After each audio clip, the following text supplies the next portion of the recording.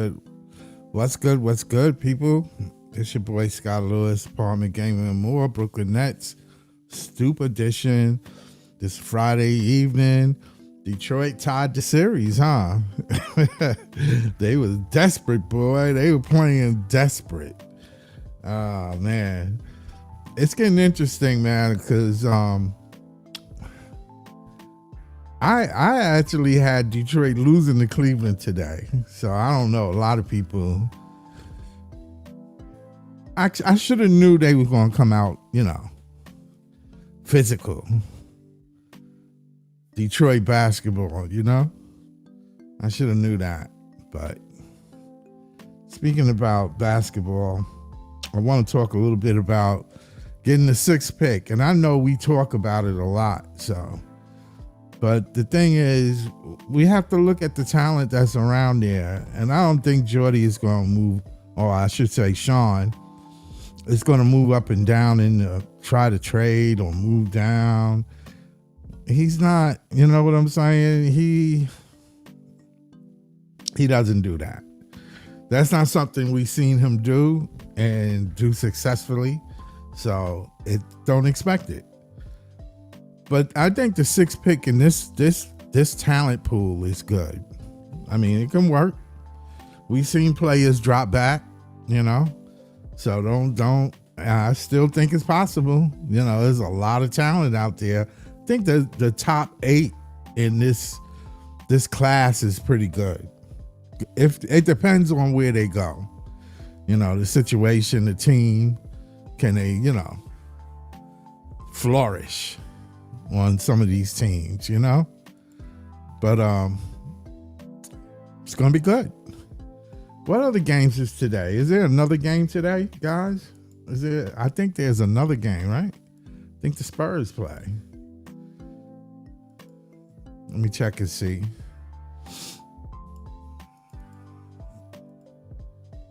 I like to keep up with the NBA. I know this is a Nets channel, but the thing is, there's always something out there for,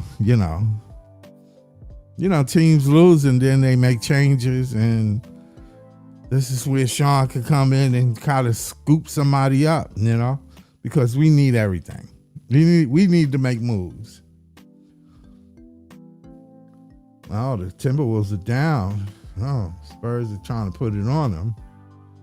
56-30, huh? What do the Timberwolves have that we could use? I hate to be a bearer of bad news, but you have to look at it that way. Nas Reed, that's who they've been talking about. Well, you're good with picking up Nas Reed if they would put him on the block. Nas got an interesting game. He's a motion detected at front door. He's good around the basket, but he's also good away from the basket. So it's like kind of like Danny Wolf is, I should say. It would be great to see Danny Wolf be like a Nas Reed. Maybe a little better as far as vision. What's Nas Reed's stats? Oh, shit. Let me bring it up. Overview. Nas Reed is 6'9". I thought he was taller than that. It's not really too tall. Danny Wolf is 7 feet, so there's a big difference. But he's 264 pounds at 6'9", so he has weight. What is Danny Wolf's? Let me see. That's curious. I'm just curious now. Let me bring up Danny's numbers.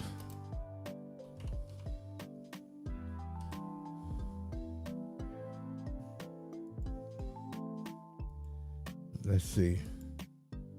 Danny Wolf is 6'11". He's really not 7 feet. 6'11". And he's 250. So Nas is heavier than him.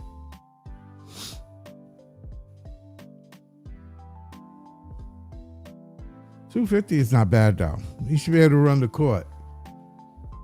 At a 6'11", that's not bad.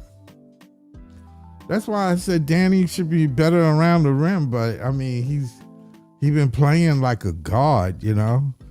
That's one thing about Danny Wolf. He plays like a guard. I'm gonna put the link in. If anybody want to come to the stoop, they can. All is welcome.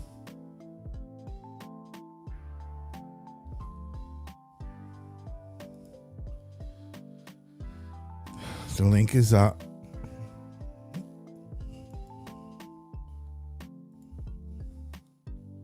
Yeah, Danny Wolf is 6'11", 250 pounds. They have him listed as a forward. That's another thing. A lot of people want to talk about Danny being a center. I didn't see him as a center. I'm sorry. I mean, all we got is Claxton in the paint, and or Dayron.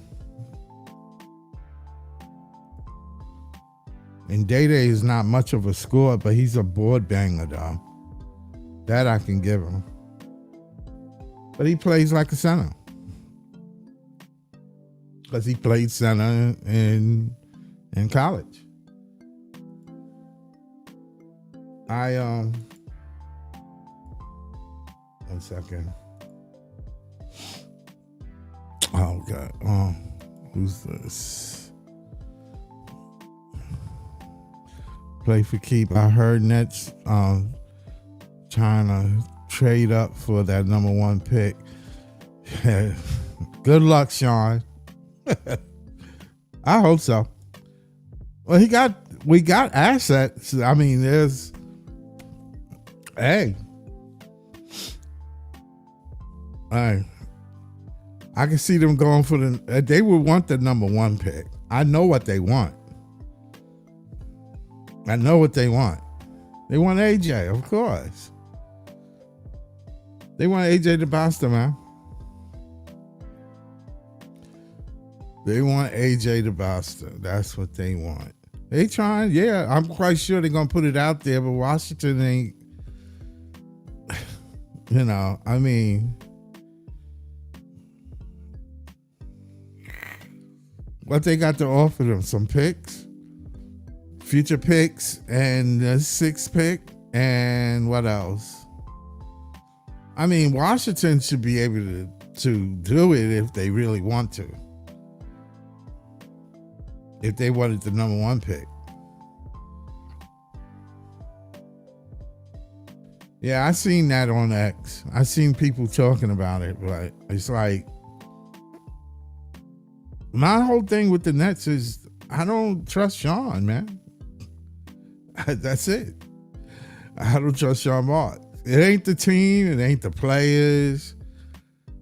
It ain't the fans. It's Sean Marks. That's where I'm at odds. I don't know if he's capable of moving up. Maybe he want to get the 2nd or 3rd pick. Is it possible?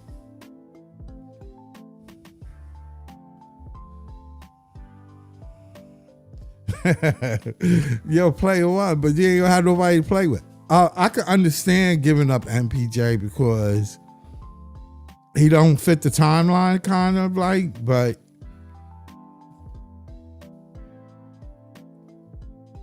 all right, I can dig it. But you know this season will be a loss because even if we get AJ ain't going. I don't know if AJ gonna come in here and save the franchise.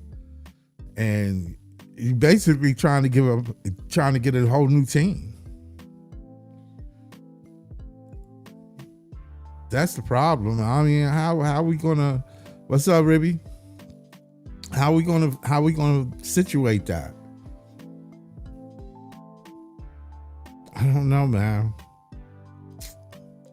I thought about it. I said maybe if Sean move up in the draft, you know. I thought about it, but I don't know, man. I just don't know how Sean would do that. Would he give up the whole kitchen sink just for a rookie? Hey, what's up, John? What's up, John?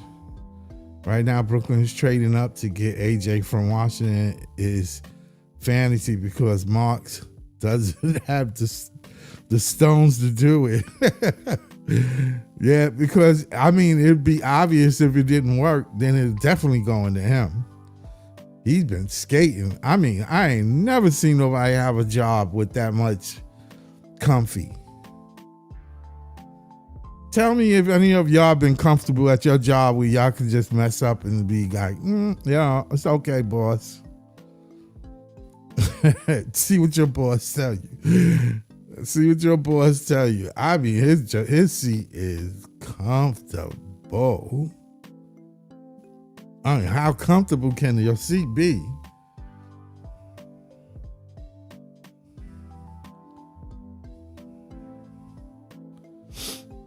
Oh, you heard, Ribby, you said you heard that Caleb might be picked for Washington first?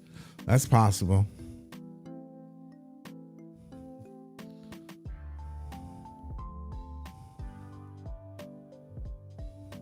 And Boozer third to the Bulls? It's possible, man.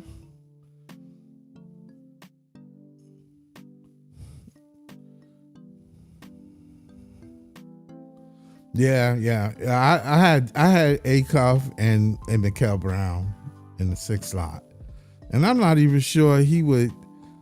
Oh, he better not. He better not do anything stupid from there.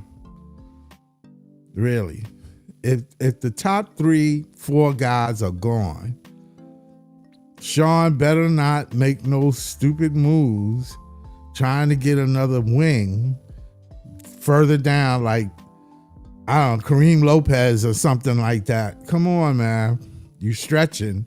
Stop stretching. You stretched enough. You stretched last year. You did some real stretching too.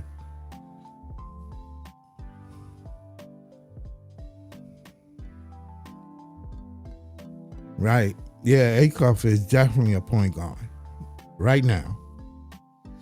Not tomorrow, not next week, not next year, not 2 years from now. Oh, I need to develop an outside shot. Acuff can do it all. Offensively, he can do it. Getting the ball to the spot, he can do it. There's no problem. This is what I mean about American talent. I mean, these guys, they talented, man. I don't know why people keep thinking that there's a lot of talent overseas. I think basketball is not the number one thing overseas. Come on, please. Please. Basketball is an American thing, kid. It's like apple pie. It's like baseball. Word up. These guys are ready, man. They ready. These top talents are ready. It's just got to be in the right situation. Just got to be on the right team, because you got to remember, basketball is a team sport. It's not an individual sport. Winning titles require a team. It's no team in I. I know we glorify, individuals, but you know what I'm saying. That's just the talent level. The talent level is extremely high here, especially at point guard. Especially point guard.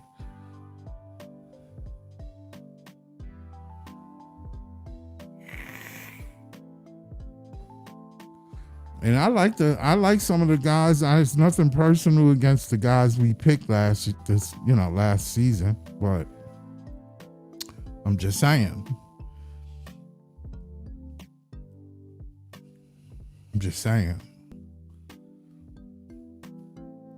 They got to develop. They saw Ribby is likely AJ, Peterson, Boozer, and Wilson, unless Utah trade up for AJ. And Washington gets Peterson first. Do Washington need a point guard, John? Do they need a point? Do they really need a point guard? I thought they had that kid there. At this point, Scott, if we draft A Cup, we could trade Claxton and Mann to New Orleans for Zion and have a rotation of A Cup, Yegor, MPJ, Zion, and Wolf. That's something that could work. Yeah, I like that, John. I really do. We only need a 2-3 pieces in a starting rotation. I don't know how the bench is going to look. The bench is going to look like what we draft. And that scares me too. That scares me, but I see this is baby steps. Baby steps.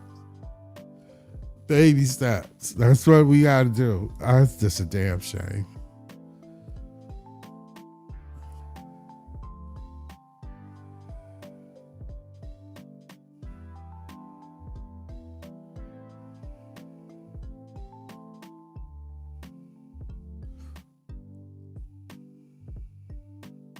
Are you saying, Ribby, that they trying to trade for AJ, but it's a no-go?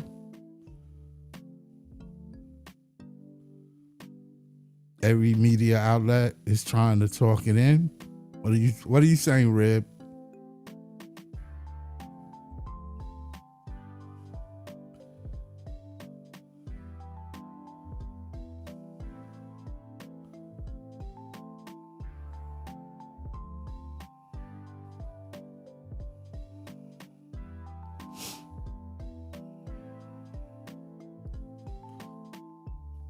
Nah, I don't think AJ is a possibility, man.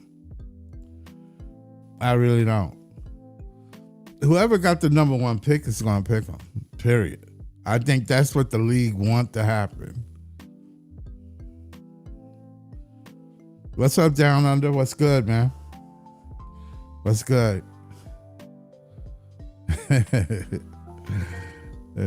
Motion detected at front door. I gotta turn that off. That thing is motion detective.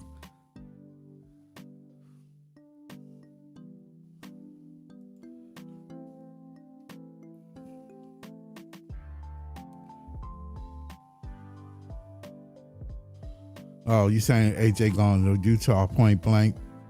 Period. My word. Yeah. It can't be good for the league with all these players and talent being stacked on these teams. It's not inducive of a good league. You know what I'm saying? That's what I'm saying. It's just not. These teams, some teams, like, all right, say for instance the Knicks. The Knicks are a seasoned team at this point. Right? So they expected to be back in the playoffs. These teams they playing are like pieces of a team. Like, I mean, I don't see that it's all in one spot. It's like, okay, you got OKC, got mad talent on the bench, man. They got players that should be on another team. Washington been getting the number 1 pick for years. Come on now. Come on. Atlanta got how many number 1 picks? Atlanta on the top 10 picks that they had, top 5. Come on. They ain't got to the point where they got rid of their boy, Ice Cube. Trae Young. You know what I'm talking about. Gotta just take Acuff and move on. Yeah. That's how, I mean, I'm not mad at that, though. I think Acuff is explosive. He might be a beast in this league if the Nets don't kill him. Yeah, losing is inducive of killing a soul.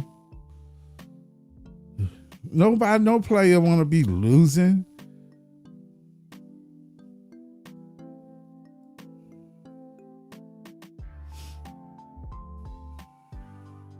Yeah, Acuff and Zion is intriguing, John. Word up. I ain't gonna lie. And the only reason why I say that is Zion, though, really, the key to him is Just don't play him like crazy. Don't give him 40 minutes. No. Don't give him 40 minutes. Let him burn himself out in 25, 30 minutes. Sit down.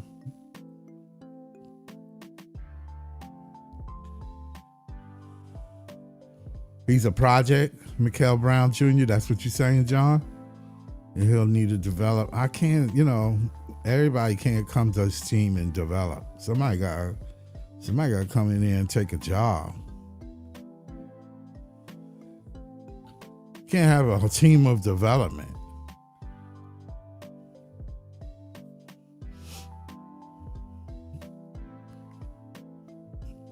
Yeah, Ribby. Can't have a team of development. That's just crazy.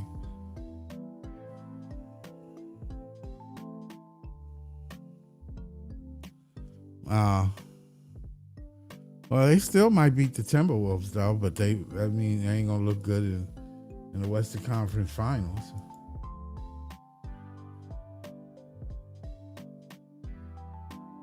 Oh, it's still close. Word up. It's still close. It's still too close. Spurs need to be worried. Motion detected at front door. There's a lot of activity in my building.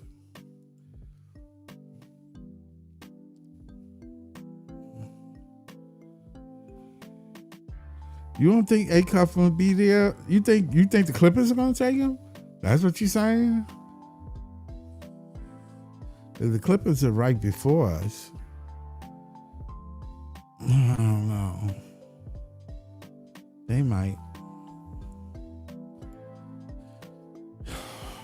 They might.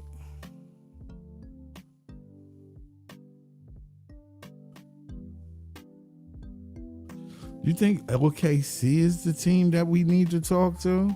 I don't know, man. I really don't know. I don't know if OKC. We got Pete in the house. What's up, Pete? Pete Yo. on the stoop. What's going on? Not much, Pete. How you been? Good. I wanted to come on because something happened yesterday Go ahead. that blew my mind. That completely blew my mind. What's up? I understand how frustrating it's been. I've been a Nets fan my entire life. I Me grew up too. in a Knicks neighborhood as a Yeah, New me Jersey too. Nets fan. All right. That's wow. You got the trifecta. Go ahead. My podcast is Nets fans, because I was Right. literally the Nets fan out of the group of people that I ran with. That was the They only Nets knew. fan they knew. They knew it was you. I was the only one, right? So, Yeah. that's why I named it the podcast. But Yeah. something happened yesterday that blew my mind.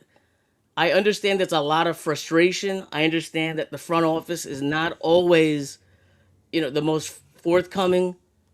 They don't always tell us the right thing. We don't know what Sean Marks's contract even is. And I get why this would happen. But the misinformation that happened yesterday blew my mind to the point of I was trying to correct people because, I don't consider myself a journalist or whatever, but as Right. someone who does this Nets podcast and puts out content, I want Nets fans to have like the truth with this, right? Right. Yesterday, it was announced that AC Law was going to go to the Bulls, and it looked like that he was actually getting a demotion. He was going from director of player personnel with the Nets to Right. VP of player personnel with the Bulls, right? Right. Right. So instantly, I started hitting up people because I was mind blown. I was like everybody else. I said, "This is effing crazy." The draft is like a month away, and we just lost the guy who was supposed to be like running our draft, basically, right? Right. So I did a little homework. I talked to a couple people, and just doing maybe 5 minutes of my own research, I found out that Brian Graham, the guy who's running the Bulls right now, was a teammate on Texas A&M with AC Law. They are Right. college teammates and friends. Right. This is a case of a guy getting a new job and then offering his friend a position at the new place he's working at. And the rumors that came out that Sean Marks and him and Law got into a fight. They don't like each other. This, that, they're arguing over players. Teams argue, in the front office, they argue about players all the time. It's not about the direction of the franchise. But people even, I got to call out, John, I love you. I love the passion that you have for the team. But the stuff that you were talking about yesterday on the spaces and, on the timeline saying, it's because of this, it's because of this. That wasn't it. I'm telling you what it is. I'm not guessing. Most of the time, I will not give a confirmed answer because I'm not going to out like the people that I talk to or the beat writers, whoever I talk to. Right? I'll keep Right. it a little vague and whatnot. Right. Right. Right. You that I know, I know. Right. So this is common that they fight amongst each other in the But it's a top. debate. It's Right. like you have a draft room, you have a war room, and Yeah, people it's like say, a war I like room. this guy, like what we do on Like we do here. Right. Exactly. Exactly. I had to say that if John wants to come up to debate me, I would love it because I was heartbroken. I couldn't make it on his spaces, but I was heartbroken. I was heartbroken. Yeah, I was surprised. I Oh was no, surprised, I and gotta like cut you you off. said, Let me I- cut you off. yeah, Is this a bad look? It is a horrible look. yeah, because it's Horrible optics. dysfunctional, and you getting ready to draft somebody. This guy was leading the draft thing. I mean, he player personnel, right? Am I correct? Yeah, he was director of player personnel. And Right, it right. said he's going to be the VP of player personnel. Like, I'm not sure how this works in the office space, but it actually may be a promotion because it might go president, VP, director. Right. But I took it as, and I don't blame a lot of people taking it this way because I did as well. It looked like you went from being the director and went for a demotion. You know what I mean? Right, It looked crazy. It looked crazy for sure. But like 5 minutes of research and a couple DMs later, and like I got like the truth. Now was stuff peachy between them? Like I don't know for sure, but I know he didn't leave for that job, because of that. Wow. Wow, that's not good. That's not a good look. No, it's not a good look. But what are you gonna? But the thing is, like, what if I start a media company now, right? Or like I start a job that I'm in charge of something. I want my people to be there with me. And Right. when you bring your people with you, they probably have more opportunity to move up. They have more control. They know who their boss is. You know what I mean? Like that's Right. what this is. That's what like it sucks. Does it suck? Yeah. But I just wanted to say that the misinformation that happened yesterday was crazy. Is this another like nail in the coffin for Sean Marks? This had nothing to do with Sean Marks. Oh, okay. This is a guy. I'm telling Scott. You listen to me. I'm Yeah, I saying heard the you. guy, his friend, his former team. They were teammates. Yeah, his friend answered, Got a but job, I and he mean, said, "Come with me." okay, so there is no like rift between him and Sean As Marks. far as I then. know, no. No, Could there okay. be? Sure, maybe. I'm not up. Up Because HSS I and, mean, because if I see things different than you do, and you got the final word, but you gave me the job to pick them. You know what I'm saying? well, he I never had mean, the final say on picks, right? right, It's Sean Marks, Josai always had the final pick, but he right, was someone that was like an important voice in the room, right. right? It's more of like that. But I can see what you're saying though. If I came here to draft players and then you don't let me draft them, I could see people would be I'm upset. I out. get it. But I'm out. I don't know. Especially when I think that you're not doing what's good for the team. It's obvious this guy is good enough to do it. He won a championship with OKC. So Yeah, I understand Sean did, but his is kind of relevant. His is recent. That's the difference. Sean Marks is way back. it's just the timing of it is just very bad, and we have to look at it like with the Bulls, right? A lot of people missed this yesterday, but Shams released more information that the Bulls hired somebody from the Magic also. You know what I mean? So is this more of a Bulls hires becoming becoming public, or a guy leaving randomly. Like it's not. That's not it. John, come up if you want to talk. I'm telling Yeah, you what it is. But he's a is Sean big. Marks? Is Sean Marks? In a fireable area, sure. But I'm saying this little area, this one thing, is not what people are making it out to be. Oh, okay. Every time something goes on, they looking at Sean. Trust me, we all are, because we have a feeling that he has a decision on the players that come here. Yeah, obviously, yeah, he's yeah, I sure. mean, and we ain't too happy with the draft picks last year. I mean, I like Jaeger and I like Danny Wolf, but I mean, the rest of them, I mean, okay, yeah, It's hard to judge players this early, but I get it. You know what I yeah, mean? yeah. I mean, I okay. get it. I totally get it. You want to have a G League, okay? I I'm not mean, a G League, but they're 19 years old, and let's face it, if you went to Tankathon and you looked at prior drafts, right? yeah, Maybe after like 15, maybe even after 10, the players that actually stick in the league, like it drops. Like if you're drafted after 20th, like yeah. like how many of them stick in the league actually? Right. I mentioned yesterday on the last show that 5 years is the max. The average time in the NBA is 5 years. And wait, 1 second. John said AC Law, meanwhile, didn't get to even draft anybody because he didn't trust Sean Marks. And I don't blame Law. You could not blame Law, but the fact that he didn't get to draft anybody, he didn't get to draft anybody in OKC, and he's not going to be able to draft anybody with the Bulls. There's people ahead of him. He's a vice president. I hate having to defend Sean Marks, but I have to, I got to say what the truth is. It's 100% untrue, John. 100% untrue. Not all, I guess not all of it. Like Sean Marks, sure, deserves to be fired, but you said that they had a fight. They did not have a fight. They probably don't see eye to eye. Let's put it that We way. don't know that. We don't even know that. Oh well, we don't We don't even know even know that. that, Yeah, right? But but we'll be fair here, right? I'm gonna look. I'm gonna be good faith with this argument, even though I'm on the other side of it. Sure, could have it happened? Sure, but in war rooms, in draft rooms, they debate players all the time. So right. why would this one debate make it that he'd want to move? Is it far more likely that his friend got a job and he offered him a higher position and he wanted to go? The Bulls just hired their new guy, Brian Graham, like a week ago. They have 6 weeks to get ready for the draft. That is no time for an NBA franchise to get ready for the draft. They're bringing in guys right now because they have no time to waste. Huh. Think about it, right? He has to get his front office in now.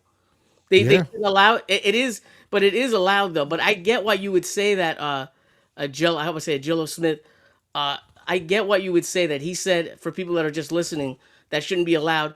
I get why you'd say that because man, Law now knows what the Nets draft board is, a lot of their scouting, and he's bringing it to the Bulls. That sucks. But you know what? People change front offices all the time. Well, now's not the time though. I wonder if he has to stay with the Nets till the draft, or if the Bulls gotta have him right now. That I'm not sure about. I'm gonna try to figure that out through talking to some people. But I would assume that he's gone now. Yeah, I mean, once you announce it, yeah, I would assume that he's getting ready. He's leaving. You know, That's it could crazy. be it could be announced, but he might have to still fill out his contract, right? You don't know. Well, You don't know if well, he might have an opt out in his contract. Say, listen, yeah, that's and if true it's still too. wants me, But I I can leave. mean, We don't know. But Joe Smith said right before the draft is kind of absurd. It is absurd. But this is what happens. They just hired their GM like a week ago. So they're trying to hire everybody they can to fill out their front office right now. the Bulls you're talking about, right? Yeah, the Bulls, correct. Right. If anybody has a question, put it in the comments and Scott will read it out and whatnot. John saying this has everything to do with Sean Mark. He's a failure of a GM, and I told John he better not be in the alley with Sean. has everything with Sean Marks. Like, we don't know about that, but could he be happy to be going to the Bulls? Sure, right? Like, sure. I don't know. It's not about leadership or whatever. It's about that his friend got the GM gig, and he's bringing a friend along. That's all. It's you know what I mean. I don't want to say that's all, but like that's like 90% of it.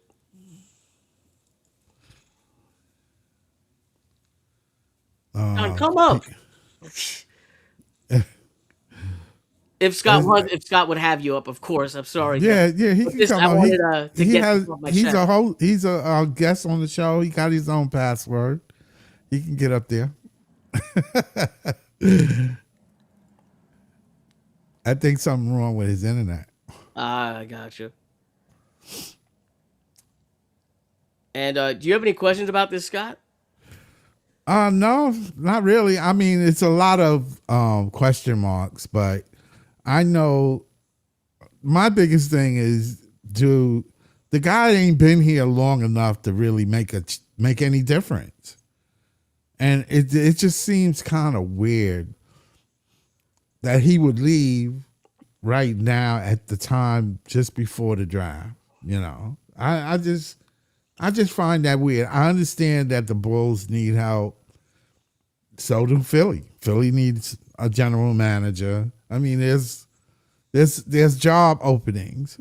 I'm just surprised that right now is not the time. It sounds to me, now I'm not saying that it is, but it sounds to me like somebody who helps player personnel, but seems like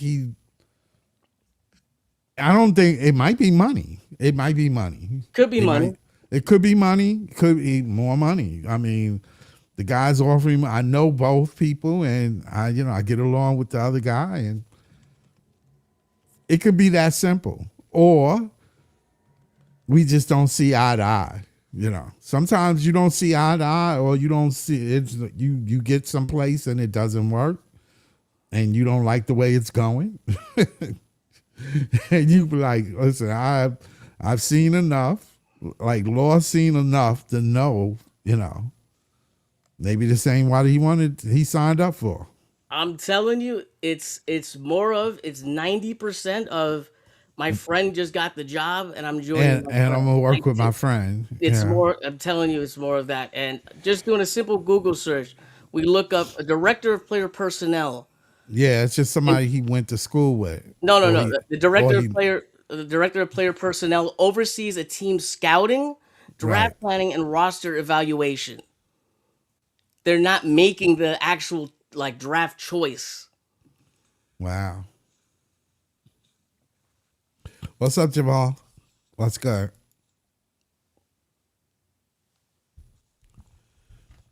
Pete, I never said Marks had a fight on my space page. It's on your But Twitter. You added me. We were talking. yeah. But it's easy to connect the dots with our lack of leadership. Come on, John. I mean,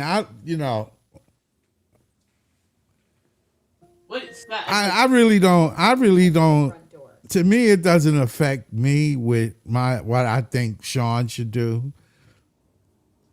When you go to this draft, Sean, if you're not going to be able to move up in a reasonable way, where you're not giving up the kitchen sink just for one pick to move down, take the best available player. That's all. That's all. that's I all. don't make it complicated. It's not complicated. Don't go there. The character. This guy got to have this super character. You need help on this team. You need help on this team. What's up, You Jamal? need talent. You need talent. I hate to tell you that. Yo, what's up, Pete? What up, Scott? Hey, what's up, Jamal? Got What's up, Jamal what's up? on the stoop. What's up, Jamal? Ain't nothing. You know I came here to chop it up. So Pete brought up the thing with Law and leaving player personnel leaving Brooklyn. I saw the article. I read a little bit of it. I wasn't aware that he was going to the Bulls, and I wasn't aware that he knew the guy at Chicago. Mm. That's what I wasn't They aware were of. teammates at Texas Right. A&M. Yeah. Okay. All right. So, That's what I some wasn't aware of. somebody had put a report on X that Most he have did detected it from he the and door. Sean was having different viewpoints on That's the drafting process. you see what I'm that completely false. Hmm. This is like MAGA misinformation. That was what was floating around.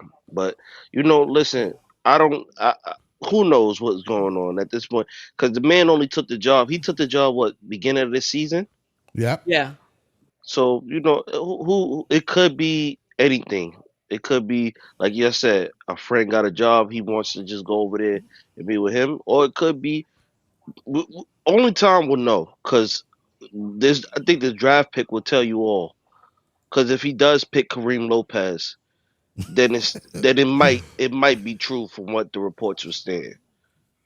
I'll get the jealousness question in a second, but for what you just said, Jamal, so that whole thing with them like arguing, whatever, completely false. Completely false. Teams have like draft rooms, they debate all the time. You know what I mean? Like that's totally part of this. The guy would be overseeing scouting, not necessarily, like making the pick himself. So a lot of this is just really made up. But I get it because of the frustration and the team really not being like translucent enough, not being open up with the fans. So stuff like this gets thrown out there and it picks up steam. But I'm telling, whenever I say something on a podcast or whatever, I'll always leave it open because I don't want to throw out something that I don't know. Like if you ask me, like, oh, what do you know about the Nets draft entail? I'll tell you, like, I don't really know that much. We know like one or two things that's been widely reported, but I don't have anything that to share. Really, I'm not gonna bullshit you. With this, I feel very confident, and Oh, that should okay. tell you a lot.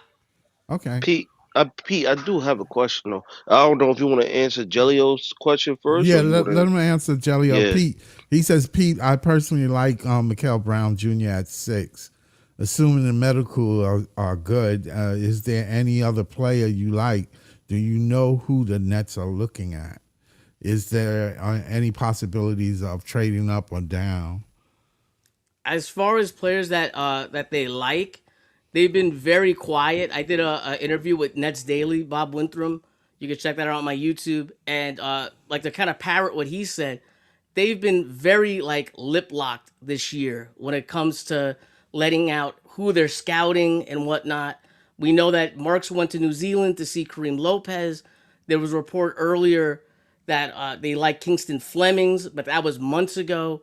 Of anything recent, we just know people that they've interviewed, but that really doesn't tell you too much, right? So I don't know who they're like looking at personally right now.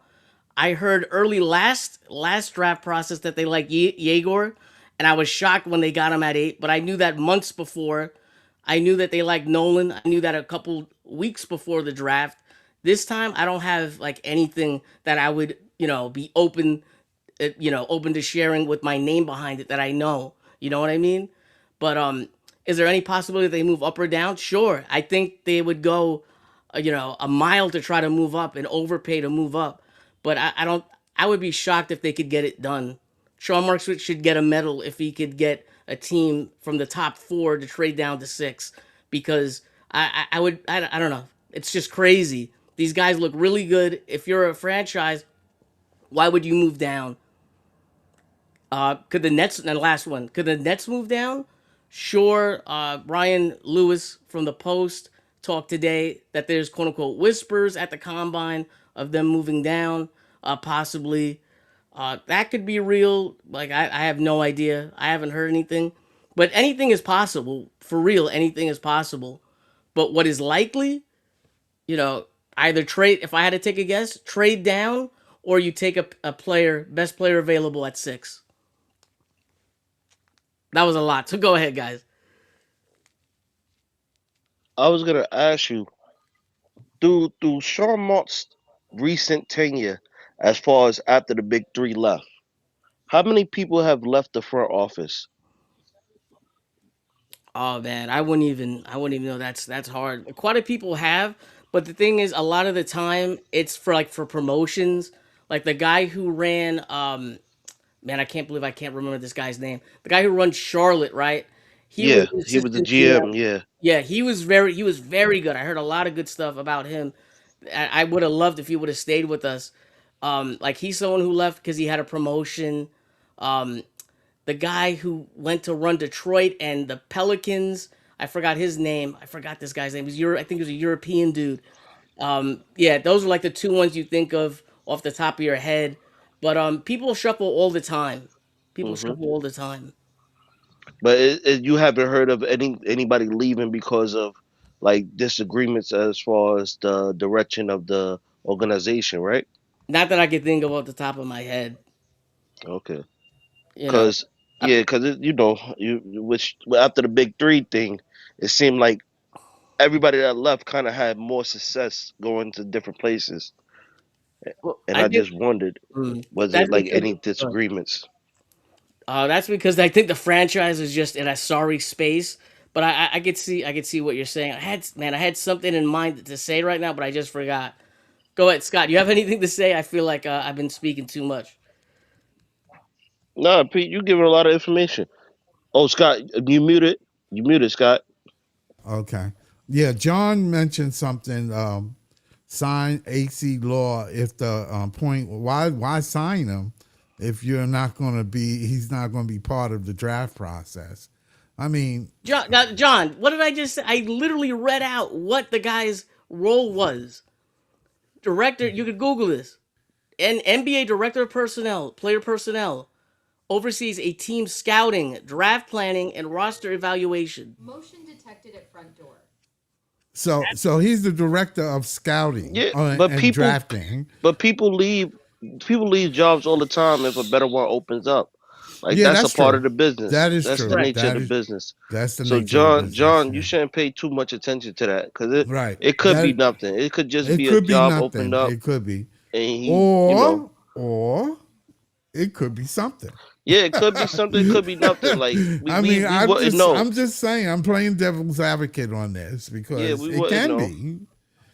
It But can be we don't even know how long of a contract he signed for. right. If it was easy Yeah. for him to leave and get up out his contract, Yeah, it Pete kind of did like mention that you know. they we don't know the contract situation. You Yeah. know, he is someone who is like valued very high in the NBA. And I just remembered what I was gonna say. Uh, my guy Yves Podthorn on Twitter. He knows like a lot of people in the NBA. He said he was talking to overseas scout, and he said that Sean Marks is really well liked in the NBA, and that's a rare thing that people like, a GM or a person of like, of power at that level in the NBA. You could, whatever that means, you could take with a grain of salt or whatever. But I think that's an interesting thing to note. Yeah, I agree. There you go, John. John, John just don't like Sean. That's all. Wait, So, Pete, you said John, Card said that? John, I am part of Yeah, Nets John. Kingdom. He said, "Shout out to Nets Kingdom and other Brooklyn-based members speaking their truth. I am part of Nets Kingdom." Yeah, he ain't know that. I like John too. He's very passionate, Yes, but he is. He I cares. just okay. Maybe this is me having a big ego, but when I see like a Nets fan like parroting like a something that isn't true, I feel like it's important like to let your fellow Nets fan know like actually that's not true. I'm not trying to change your mind on Sean Marks, right? Like I totally agree with all of that, but for this one little item, this one minute detail, that just a lot of this stuff is not true. I didn't take a lot of stock into it neither. When But I look, saw but it, I like was look at like, Jamal though. Like Jamal just brought it up and said it. It's not a shot at you, Jamal. A lot of people believed it, and that's why I feel like I had to come up and talk about this today. yeah. The thing is, Pete, Yeah, when I go on X, I see a lot of things people say. I think they just trolling, to be honest. People put things to want to see the reaction. But people Nobody ruined it, really though. knows what happened, really. You know, People run with it. right? Yeah, That's it the gets out of problem. hand quickly. Sometimes it's best to give it a day or two for the smoke to clear, and then you then you can see better. Hmm. Yeah, so that's just an old saying. I'm real slow and particular about something I talk about. I let things manifest itself because, like you said, it could be just I got a new job paying more money, Shoot. And I'm working Hmm. with a guy I like. That's all. Yeah. Simple. That's It's like if you was Scott, if you was to get a business somewhere, yeah, or you got to hire a position somewhere, yeah. and I'm working at an organization, I'm like, yo, if Scott offered me a position, I might just go with Scott because that's my guy. Exactly. Right. Yeah. I might say, yo, Jamal, come on over, man. I got a Hmm. job for you. Paying more Exactly. money too. Yeah, you my guy. I'm gonna go and deal with you than deal with somebody else. You know, Yeah. like, is the timing of this very bad? Yes. Absolutely. I'm not denying that. The first look at this, I had the same reaction as everybody else. I'm like, oh shit, this is bad. But like, you do the research and you figure out like what exactly is going on, and it sounds a lot more realistic of what happened. And the thing that I think puts the nail in the coffin, at least for me, I feel comfortable. Besides talking to the people I talked to, the Bulls had they didn't announce it, right? Shams kind of announced it, so I got to say it through Shams. Shams revealed that they hired a high front office executive from the Magic within an hour of the Law tweet coming out.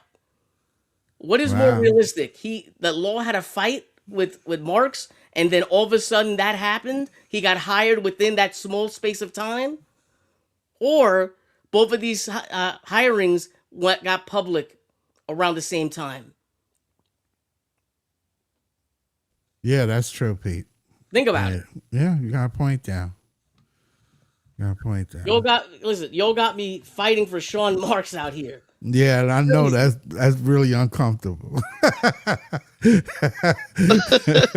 real, like I don't It's want hard to to do it. it's hard to defend somebody you don't really care for. I know, I Exactly. mean, it's not that but Pete hate the him. I truth don't is the hate Sean truth. neither, but I'm just Yeah, saying, you made some bad mistakes, man. What you want me to tell you? yeah. It's just listen. The truth is the truth. Whether you believe some, whether you agree with somebody politics or not, but the truth is the truth. Yeah. You can't just let the lie continue.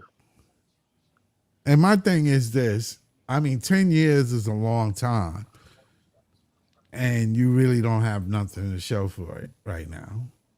I mean, Hmm. you did get Katie and Kyrie here, and it was exciting. It was just that it was a pandemic, I mean, that kind of threw a wrench in your whole game plan. But it is what it is. I still blame him for a little more than that. I think that he could have. I don't want to talk about Katie and Kyrie. I'll leave if this goes this, but to just a quick with this, the pandemic happened, and that was a one in a million type of thing to happen.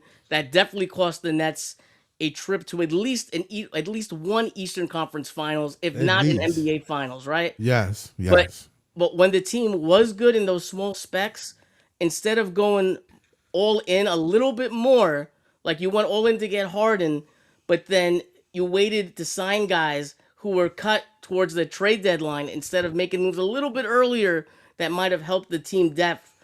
You know what I mean? That's my only nitpick when it comes to that. Yeah, you gotta there's a saying, and I always, you gotta be 10 toes down. Other words, you gotta go all the way.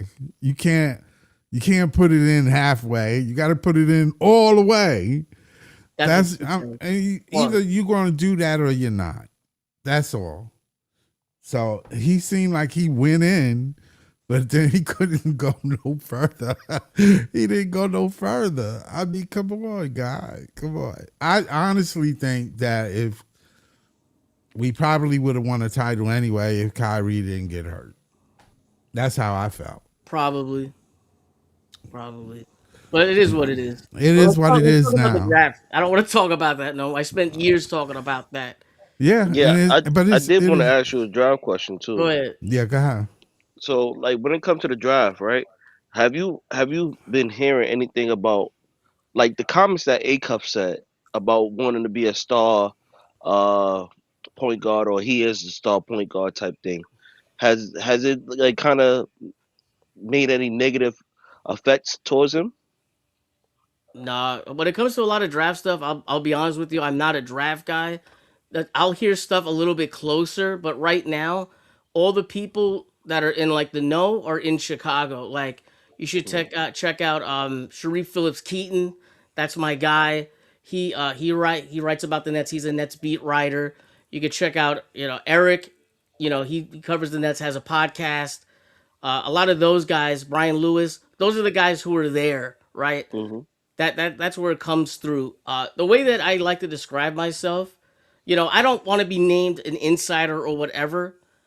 I kind of consider myself like a secondary source. Like the people who find out stuff it might get trickled down to me, and then I can share it sometimes.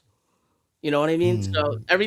Yeah. everything I say, take it with a grain of salt, unless I put my name on it. Like this Hmm. Right. this Ace Law thing, I put my name on it. Right. Hmm. Okay. That's how confident I feel. Okay. Then One more question. I'm go sorry, ahead. Scott. Go ahead. Have you heard anything about a direction that they want to go? No, I think they were really thinking that they were going to be in the top 4, right? Mm. I think it was a devastation unseen since the end of the Big 3 for the Nets when that happened. I think they really banked on being in the top 4 and being able to take like a Debanza, and then you sign a couple free agents, and then you're somewhat competitive next season. And then after that, then you see where you're at. Maybe you could trade those Knicks picks and that Denver pick for a star. The kid's already 2, 3 years in. The band's is, leading you. MPJ is still on the team, right? Like that might have been the direction. But now, like, who knows? With all the guards that they have now, and then you look at who they're projected to take, like it's not great. It's not great. And Yeah. even worse, listen to this. The best free agents out there that would fit on the Nets are shooting guards. Yeah. Yeah. So this, yeah, So it's we all kind of, bad. yeah, we kind of fucked. Yeah. Yeah. Well, Dennis Milton said exactly. They really do like him. They talking about Sean Marks. Yeah, they do like him. But the He's Showmarks liked. the, Let's the just put it Show that. with the Showmarks apologist that don't Yeah.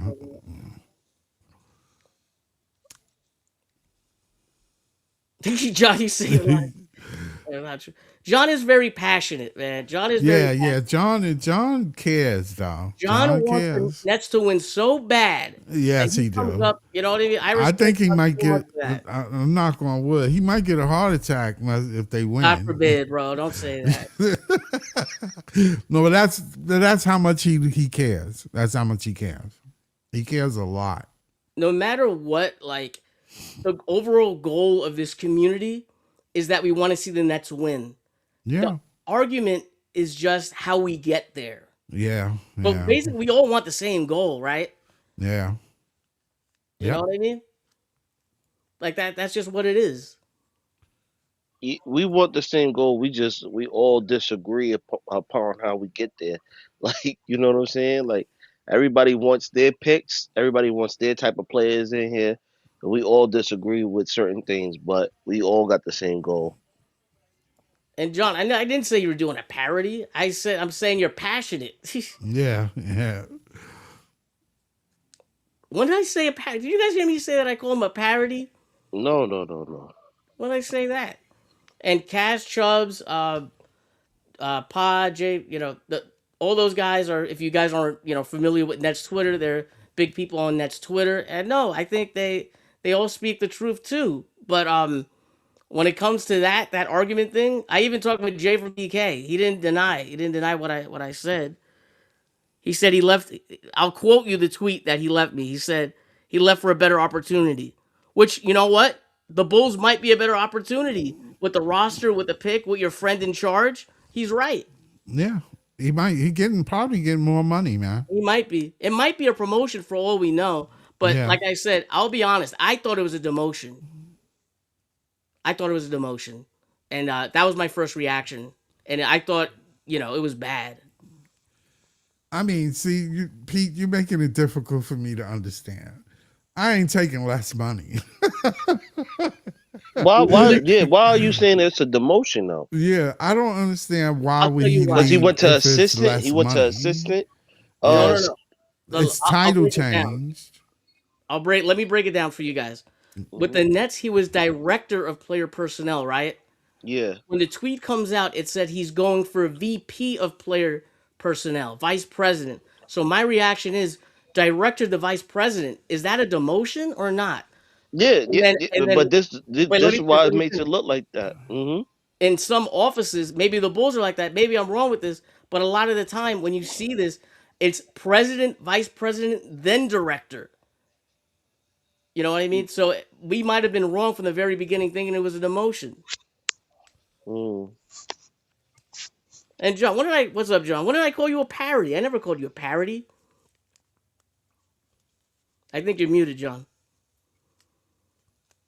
Oh, is My he there? man John. John, He's no, we offline right lost now. him. We lost it. But you guys gotta Listen. understand now. Yeah, No, I yeah, get what you're saying. yeah. You know what I mean? But I get it. There's a lot of shit on Sean Marks, and if this guy left for a demotion, right? If I could not find out that they were teammates, like you told me otherwise, I would probably be on the other side of the conversation. Hmm. Yeah.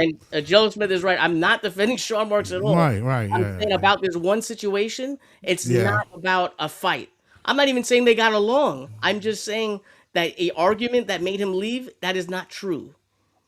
Okay, Hmm. all That's right. What, it. That's Pete? that's understandable. Pete, was you in Spaces yesterday? For a In DJ second I left. Spaces? Oh, okay. I didn't even come up. I didn't even come up.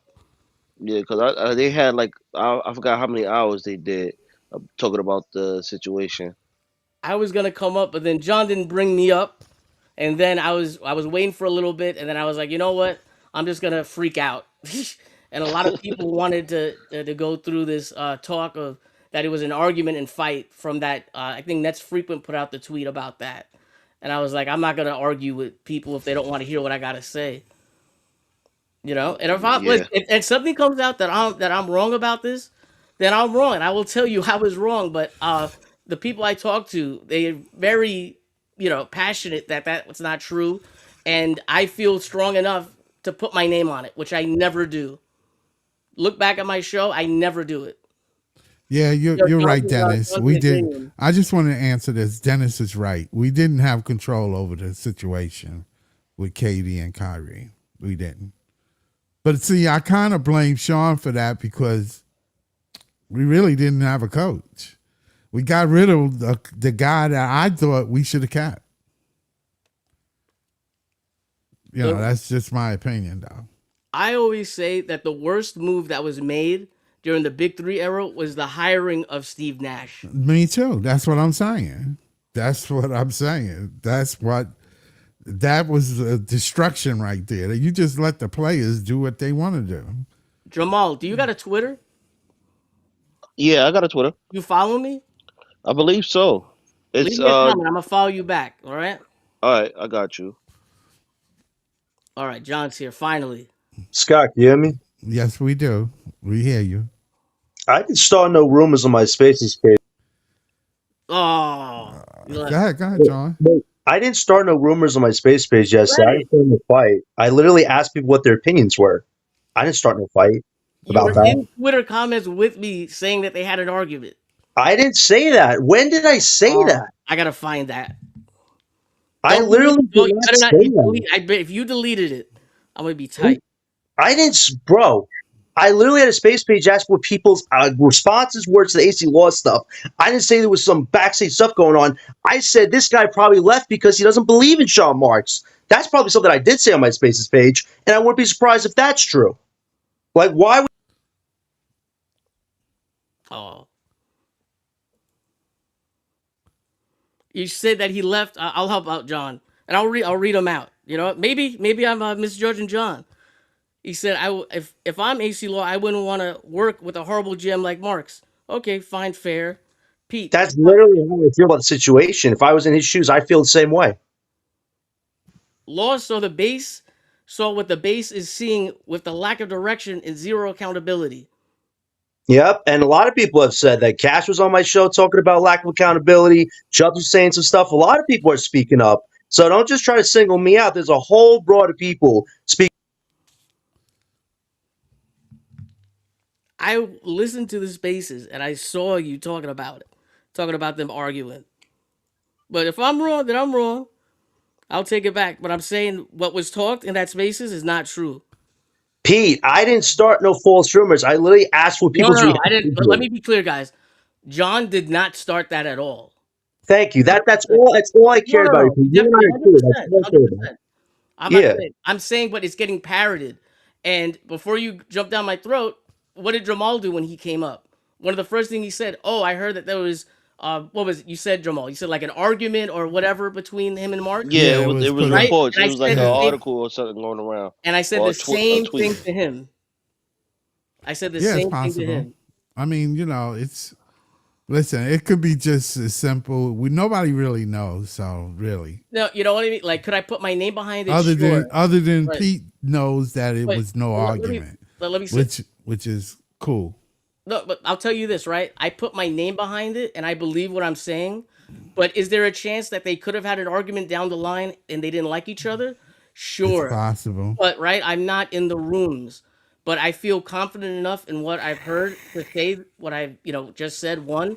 And two, um, like man, I just lost my train of thought. Keep on going, Scott. I just lost. No, I'll get it back. No, no, but we're fine, Pete. I just know I didn't start that. So whoever No, no, you did, they definitely did should start 100%. credit for that. Like I just want people's reactions. I was happy from Cash Yells. I think there's a lot of Nets people coming together just wanting change. Like they know that things are going to take a while to be rebuilt, like like they're supposed to these last 2 years. But I think people are just fed up the fact this guy's still in charge. We see people just leaving the system, maybe because they have better offers elsewhere. Maybe they just don't believe in the leadership that's going on right now. I feel like that's a common denominator, Pete. We've seen the last 10 years that all of us don't have the full understanding of how it all went down, but we all see pieces and bits of this is why this happened, and vice versa.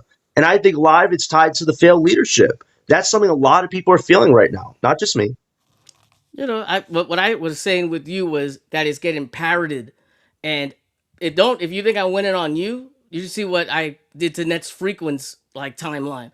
I was trying to comment to a bunch of people that's saying like that's not true because I saw a lot of people picking that up, and I don't want this misinformation to come up. I'm not Oh, even a you're talking about Sean Nets guy. Frequent. Oh, I'm you're not a talking Sean about guy, but oh you know what I wait, mean? Like it's not true.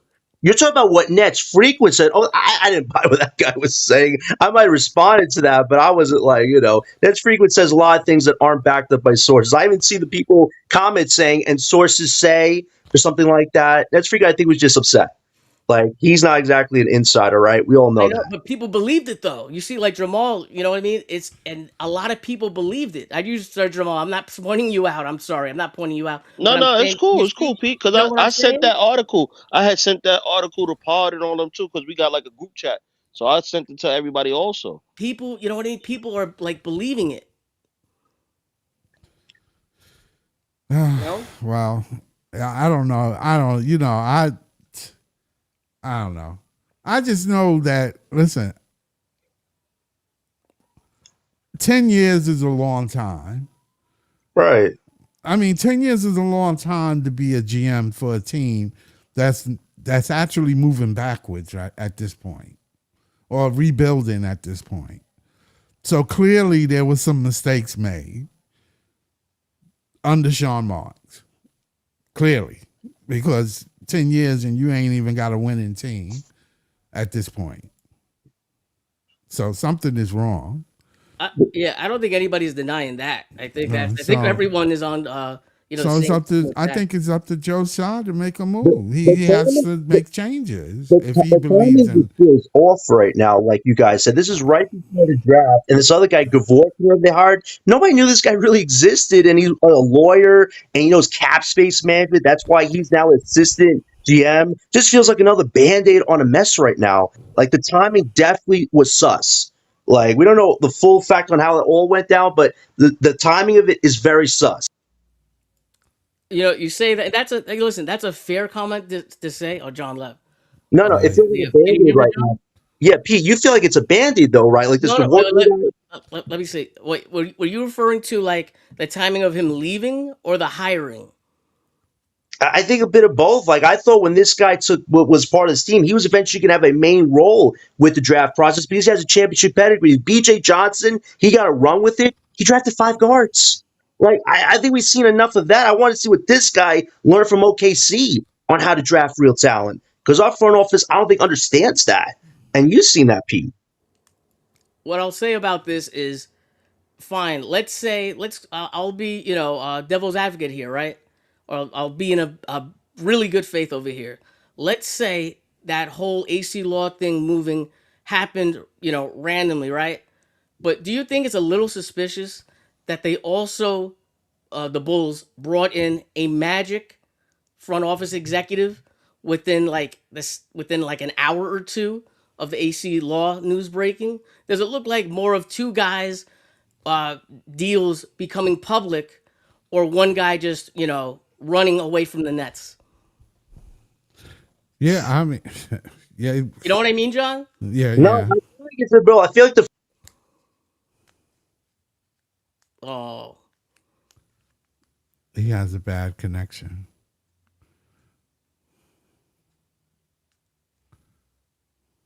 yeah. John, I you say gotta get it, John. I, You should get a tablet. Get a tablet, and when you have a router, you could hook it up to your router with some cables, and you won't get kicked off of anything anymore. No, that's definitely good. You know what it is? It's just this what Sky. I usually do Streamyard. Streamyard I'm usually fine. It's just this technology. Sometimes the connection goes in and out, but I'll definitely take that on consideration. You listen, the stuff with him and his friend, that's legit. But at the same time, this organization, there's just bad leadership going on. I'm not surprised that he looked for a different opportunity quickly because he must just saw the writing on the wall. We don't know where we're going as an organization, and maybe.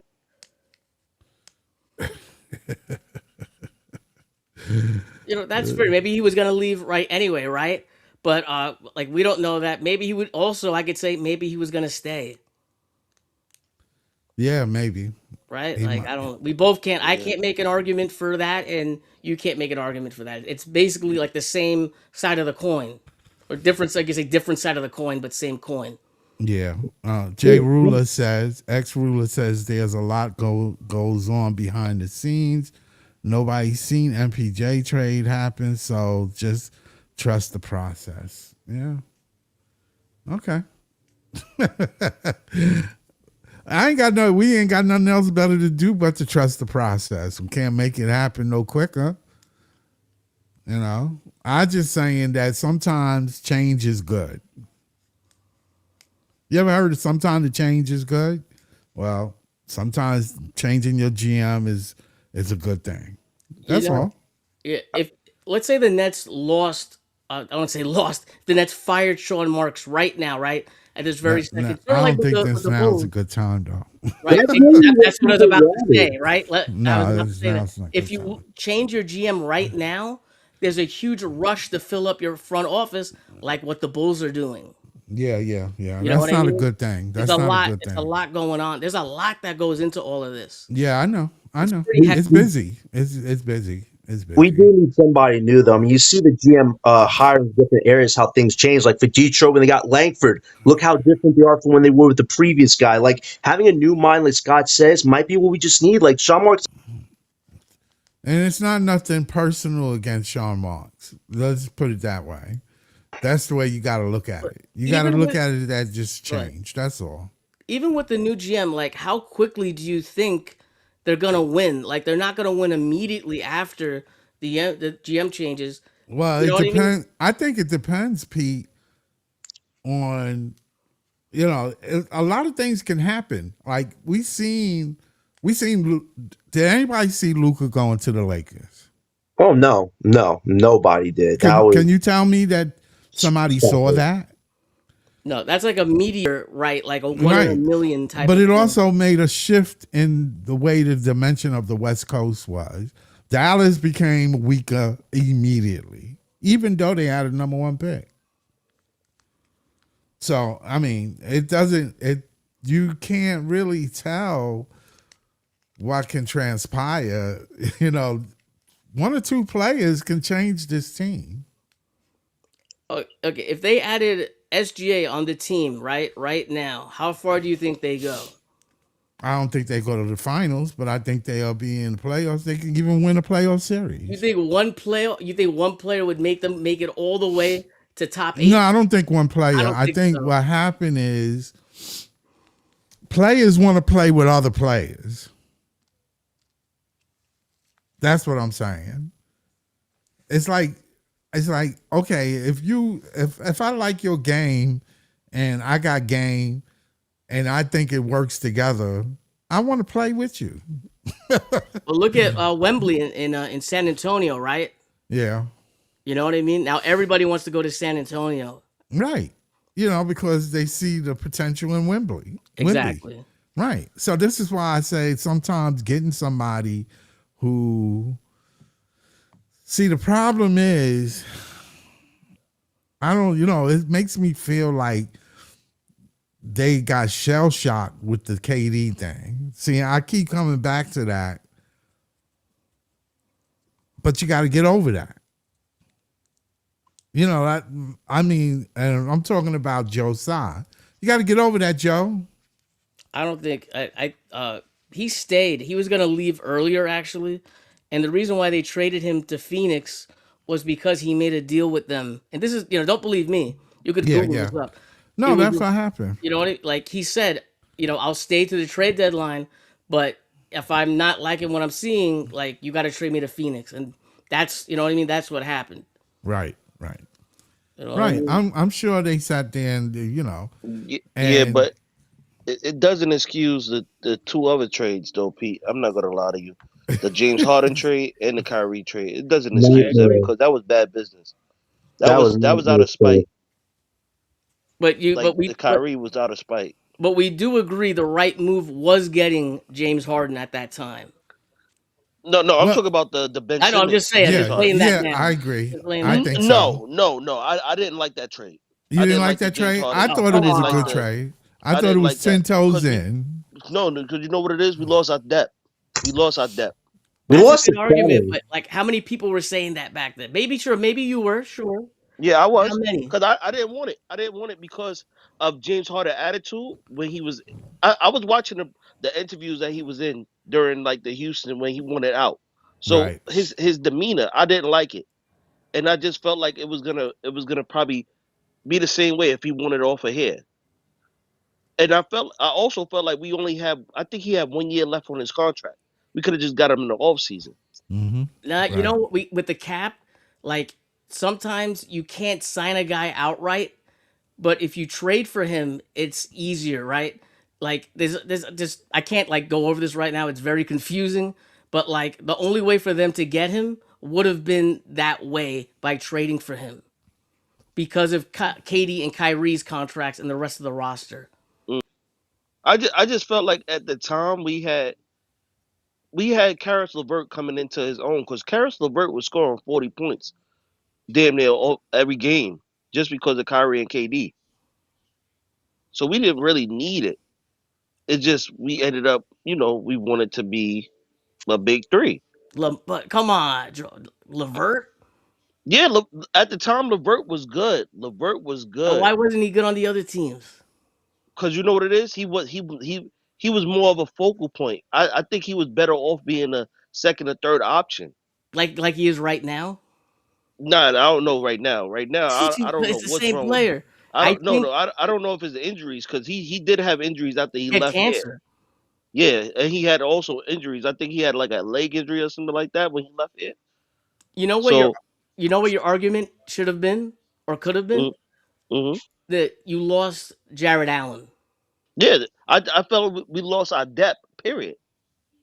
Allen on the Nets with Katie and Kyrie, man, with that roster, like it's hard to say like who knows, but man, that team looks pretty good considering that we got killed on the boards in that Milwaukee series. You Yeah. never know. Yeah, Yeah. We never know yeah, though. because we definitely lost all our depth. Uh, and even with the like, it's so many other things that that could have happened. Because I'm pretty sure other trades would have opened up the door too. Because we probably could have got a Jimmy Butler. probably could have got anything else. That would have helped us at that time. It's But I possible. get it. You went for a home run. I get it, of course. But look what we gave up. It's like the Thanos thing. What did we lose?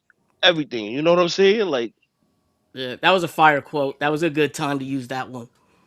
Yeah, yeah. Well, I mean, I thought it was, Yo, go all in. yo, what up? What up, Go CJ? all I in. feel bad. CJ's been waiting to talk. Yeah, what's up, CJ? What's What's good? up, Pete? What's up, Scott?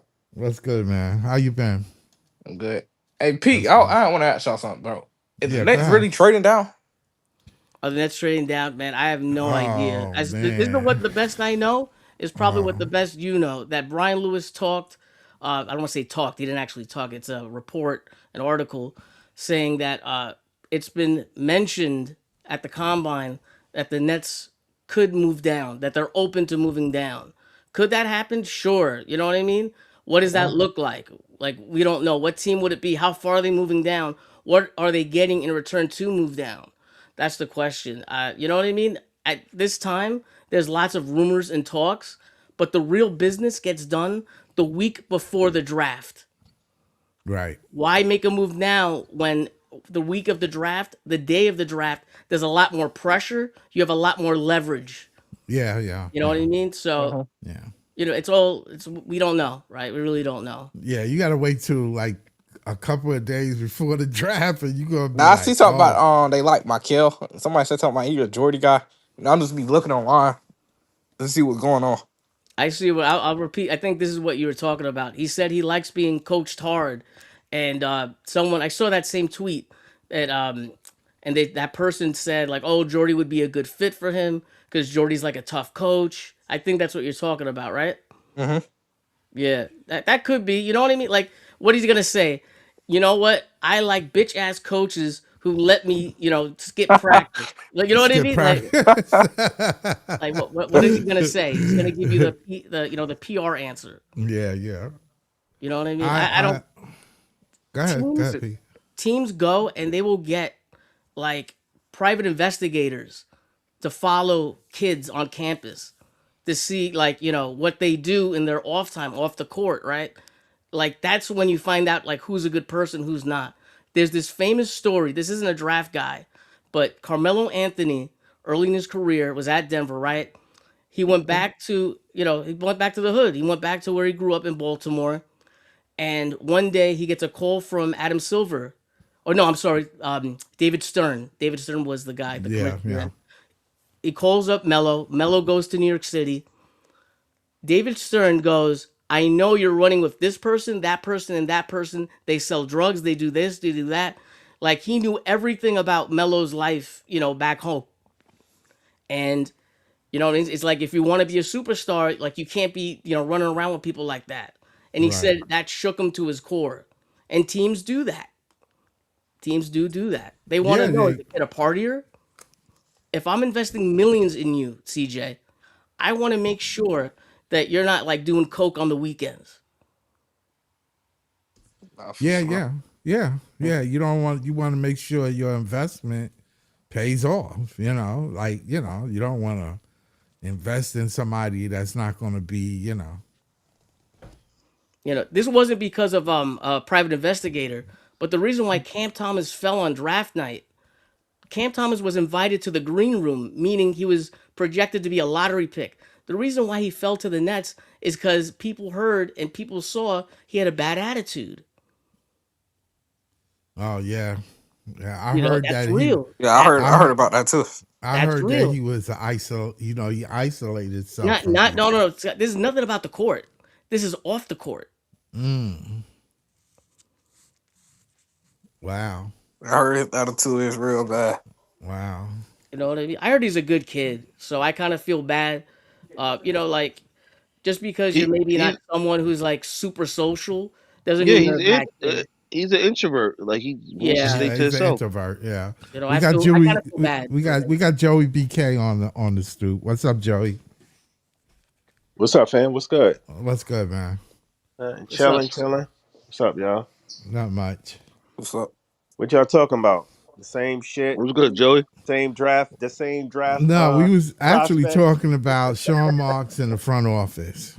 We're talking about, yeah, I guess we're talking about the draft a little bit, like Yeah. how, like, and how I was, the last thing I mentioned was Cam Thomas being invited to the green room, but falling to the Nets because of his attitude off the court. Like, teams want to know who you are as a person.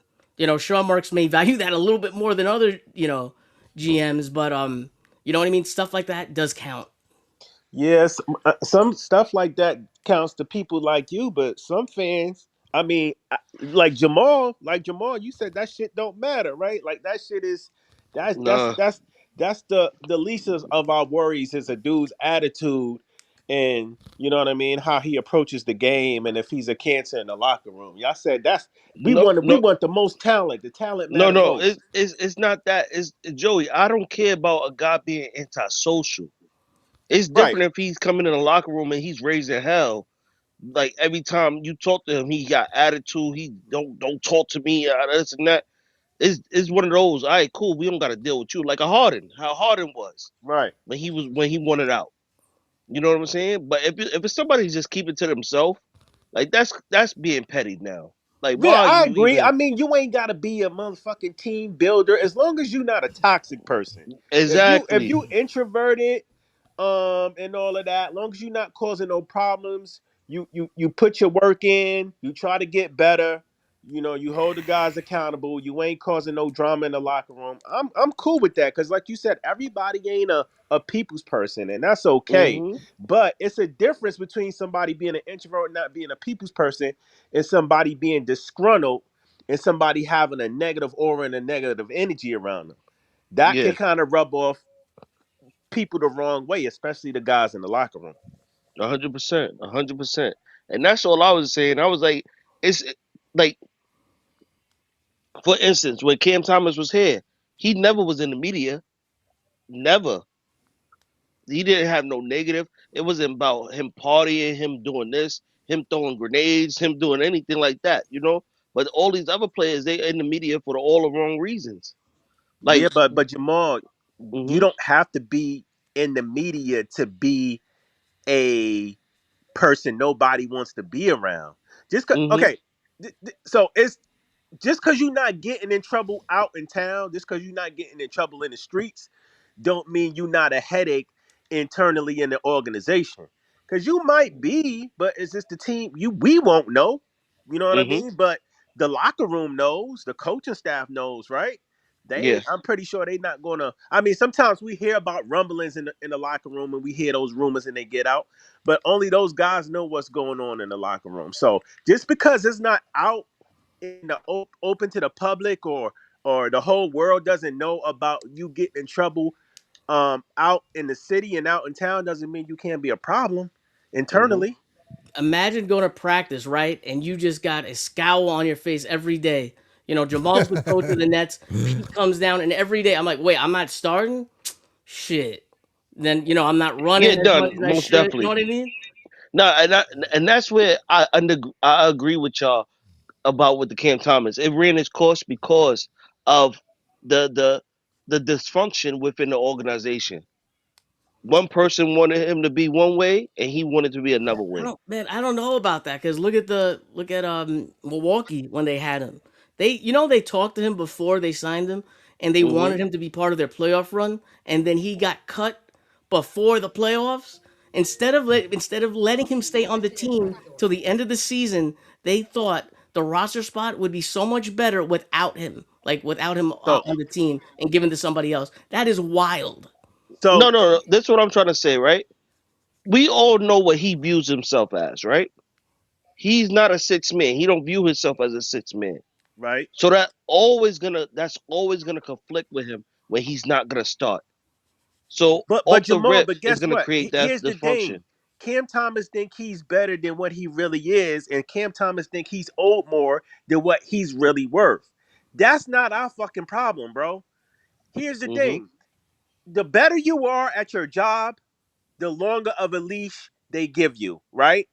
If you are a top-notch talent and the organization think they can win a championship with you, the longer of a leash they're going to give you.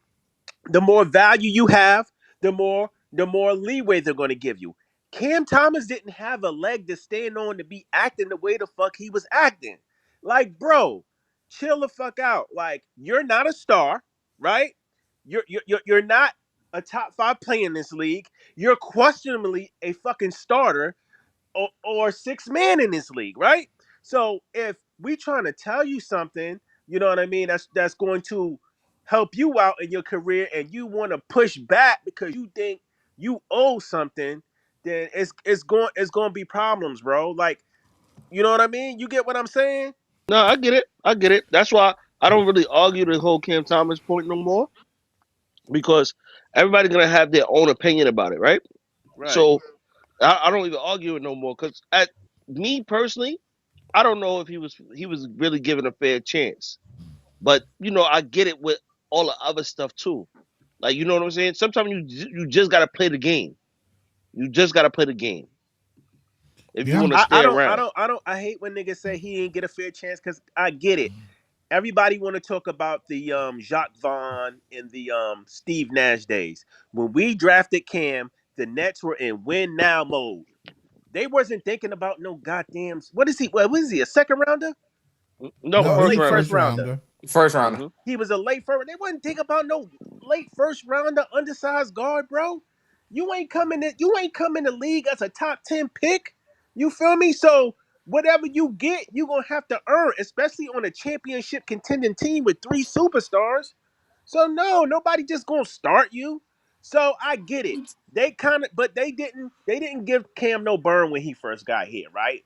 Because they saying he wasn't improving on his whole game. He was only worrying about scoring, and he Well, wasn't playing deep. keep in mind, right? When they got him, was right in the middle of the big three. So you're not going to play a rookie over a vet, right? hmm That's the starter. Go on. Sorry to cut you off. No. But that's what I was saying. But here's another thing. So we fast forward, right? hmm Post the big three era. Cam got burned, bro. He got his opportunities, right? He wasn't starting. Then cool. Mikal soft ass didn't want to be the number one guy, so we started going to Cam, right? Cam hmm got his opportunities. The thing with Cam was he wasn't improving his game, and he couldn't stay on the court because of his hamstring. So let me ask you a question, Joey. Right? And let's be realistic, right? When the Twins came here, after Cam scorched, he scorched them the games before. He scorched them, right? 40. He put 40 points on them. They went to Macau and they went to Cam Johnson over him, and he Right. and he kept getting DMPs. He wasn't even playing after they traded for Mikal Bridges and Cam Johnson. And that and I said that, but didn't he eventually start playing, and didn't he work his way into the starting lineup? Because The Cam Johnson and Mikal Bridges was some shit. They were soft as baby shit. So the second year, the second year after yeah, that trade. so don't sit there and say he didn't get his opportunities, because at one time the dude was starting for us. He was Yeah, starting for us most of Jordy's tenure. Since he was, I mean, Jordy only been here 2 years, but the majority of the time Jordy's been here, Cam has started, has he not? he started after Mikal left. I think he He kind of started after started when Mikal left. Mikal was here, and then it like segued into after he left. They didn't let him play in the playoffs. It was sort of right when at the end of the Mikal Bridges thing. I think 'Cause- Jordy's first year is when they started giving him burn. But let me look it up. Yeah, Keep on talking. I'll look it up. cause you know what Yeah. it is. Remember, they had Spencer Dinwiddie, and Spencer was starting over him. Yeah. Yeah. Cam Yeah. was coming off the bench, and then also they had DFS. So they had a lineup of Spencer, Mikal Bridges, DFS, Cam Johnson, and Nick Claxton. Yeah. Yeah, that's how it originally started out. But Yeah, Cam actually started that season. He worked his way into the starting lineup.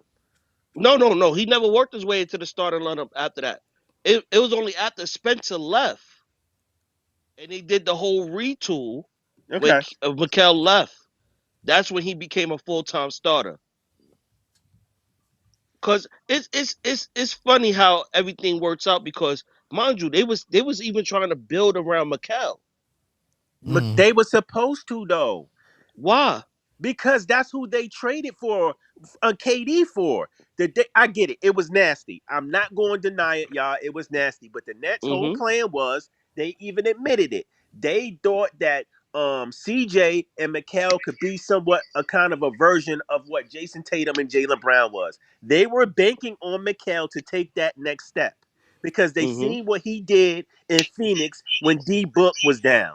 Well, So they were Mm-hmm. banking on good. that. So of course that was the pecking order. Mikal was the guy. So one thing I want to we'll talk about this very quickly in this subject. 23-26, CT starts 66 games. That's the last year of Jock Vaughn, Kevin Ollie experience. Then after that, in 24-25, he gets hurt, but he started 23 of 25 games. 25-26, he starts 8 of 42, but I'm sorry, 8 of 24 with the Nets. And a lot of those games that got started were early on in the year. So Mm-hmm. take it what you say with that. And with Bridges, do you guys remember what he did his first year right after the He, trade? That he little looked half year? unstoppable. He was He looked really good. unstoppable. And they thought he was going to take the step. I don't blame them. But I always this is my pushback with Mikal, right? Because I like Mikal. I did. I liked him when he was here. But he's offensively stupid. He No, doesn't no. know his spots. I don't think he's offensively stupid. I just think he's soft as baby shit. Mm. He always plays soft. When you see Mikal would rather go to the cup, right? Get in the paint Mm-hmm. and be right next to the basket, and he'll turn around and do that little stupid Fade away. fade away off of one leg instead of just Yeah, drawing the contact. He's exactly. always been soft. Offensively stupid. So this is what I mean with him. He always jacks up threes when he's a better mid range shooter, right? Right. Like it's certain things that I watched when he was here, and I'm like, yo, why is he playing like that? Like he shot so many threes when he was here, when it's like, yo, you got a mid game, right? Like you're hard to stop in the midi. Well, Like Jack, why you keep Jock But jacking up but Vaughn, but shits? but to be fair, Jamal, that was our offense. The Nets that's always that's jacked that up a was bunch of our threes. offense. That was our I think I offense. agree. But listen to this. But he Listen does to he this. does that on the Knicks also. Yeah, Listen to yeah. this. In Well, they got him in the 27 games, corner now. in 27 games after the KD trade, he put up 26 points a game, Right, 47% from the field, 37% from three, a steal a right, game, and don't forget the year before he was second on Defensive Player of the Year and it was all defense. right. So Yeah, he you was have having to a feel pretty breakout. Yeah, he hyped. was having a breakout season. Yeah, he was having a breakout That season. shit was fluke. It was a 27 game small sample size, It right? was. And majority of the fan base ate it up. Even I ate it up. But you know what? I will say this. His stats, like from three, the next season he shot 37%. Same thing. His 47% with shooting with the Nets, he's pretty much did that like the season before. He actually was better this season. The last two seasons before coming to Brooklyn, he was better, had better numbers shooting from the field. So there was a chance that he would get better, right? You would say that. I would say that, I think. We thought that, Yeah, You but but know? the they thing they is, figured him out. once they kind of figure him out and start to realize and put that pressure on him, right? Hmm. He didn't want that He wasn't a responsibility number one. because He can't be a number one. it's hard to do that as a number one on a shitty team where you can't really defer to too many people. So he didn't want those problems, and that's why he was like kind of on the Cam Thomas train because he's like, hell yeah, Cam, you come in, let Cam play, Cam take these shots. Hey, yo, I and don't want to take this shit. Hmm. keep this Hmm. in mind. Keep this in mind. A lot of people forget this. He played for Team USA before the season. Yeah. Sure enough, Yeah, did. yeah, And Yes, he he played did. every game. He hasn't, had that streak of not missing a game. He They was worn lost out. too. but He but was but worn that's out. his problem because you know what? This is the thing with Mikal. Mikal is too worried about that stupid record. He'd I rather agree. he'd rather worry about fucking doing cardio for 40 something minutes and putting up 6 or 8 games just to keep his streak alive rather than him really impacting the game. You feel me? Like he's too worried about like He he's he not really a number one option. He's never he been don't put built it for on that. the line. He don't put it on the line. That's No, what he you saying. don't. Yeah. I get it, Joey. Yeah. The ruler said because the lineup was winning their minutes. Look at Cam plus minus. That's why he was. That's why they were set up the way they were. You know, Jordy comes in, right? Jordy is a defensive coach, so he's not gonna let CT get burned every day. He But he you know, he did have a lesser role in Phoenix, right? Dennis oh, you Oh, showed up Johnson, Bridges. Bridges, yeah. yeah, both of them He did. did. Since CJ barely played because he was hurt all the Right, fucking right, time. right, Correct. right. Yeah, Yeah, it's just Mikel started taking a leap after Devin Booker got hurt. Okay. That's why he was like one of the focal points where we did trade for him. that's what I said, and So that's Yeah. why the Nets was he like, is okay, exactly what he is. and that's why the Nets took a gamble on him. Because here's the thing, right? We also got to understand Sean Marks ain't got no fucking backbone, and he let the stars dictate where they wanted to go. Durant specifically said he wanted to go to Well, Phoenix. I'll tell you, there's a story behind that, right? The reason why he went to Phoenix was because they promised him that he was going to get traded to Phoenix. He wanted to go off the. He wanted to get traded off the Nets before the season started, and the Nets were like, "Listen, if you stick around till the trade deadline, if you still want to go, we'll trade you there." Yeah, And but that's Pete, what Pete, happened. my point is he's always wanted Phoenix. Phoenix was always on his radar after the Nets. Whether it was before the season or whether it happened during the season, we just delayed it when the ownership went out and met with him and kind of like got him to buy in and start the season. But he always wanted to go play with D Book. That was his next move. That's his young boy. So, that was his pivot. So that left the Nets with like, damn, okay, well, who do the goddamn Suns have? You know, we gonna take some picks from them. And who do they got player wise that we could possibly, see something in? And Mikal was like, oh yeah, what about Mikal? Like, dude's all defense, and we saw what he did when Booker and them was out. So let's take a chance on him. He possibly could be our next star, He and was that's why 26 they at the they time, went by the and got way. him, He huh? was 26 years old when they made that trade. Bridges. Yeah, Yeah, yeah. You know what I mean? That was a good listen. If you go and look at the articles back then, That was a everyone good was saying, trade. player to break out next season. All of them picked Bridges. right. You know what I Right. mean? Yeah. So I don't blame Mark. Listen, I would I have don't never blame traded him for that. KD. No, I I would have don't never blame traded him. KD, but I understand why he made that one. I think the trade, getting rid of Harden, is a lot more indefensible. Right. But let's be Es- fair about especially when Harden you though. had, Harden especially when you always had. have. I'm sorry. Go ahead, Jamal. No, I was just gonna say that trade with the Ben Simmons, it was egregious, but it's when you had what's his name? What's his name? Donovan Mitchell on the table. Cause you Uh-huh. could have traded Ben Simmons for Donovan Mitchell. That's all I was gonna say. You said you could have traded Ben Simmons for Donovan. You There mean was you a mean there was a Harden? You Yeah, mean rumor. Harden for it was Donovan a Mitchell? rumor. It was a rumor that you could have traded Ben Simmons in Utah for Donovan. But Donovan Mitchell. Mitchell. No, you got it. Yeah, You're right. but they didn't want to do it because Harden wanted to go to Philly. Philly, so they allowed that to happen. Right. Exactly. So My- you let him dictate where he wanted to go. Right. But the Nets always been like that. The only person they didn't let dictate where they wanted to go was Kyrie, and because they hated that motherfucker. Not Yeah, even out of Yeah, hate. spite. Out yeah. of They They spite. didn't like Kyrie. Yeah, they so they couldn't. just sent Kyrie. Kyrie ain't had no say so on where he wanted to go. Everybody else they worked with.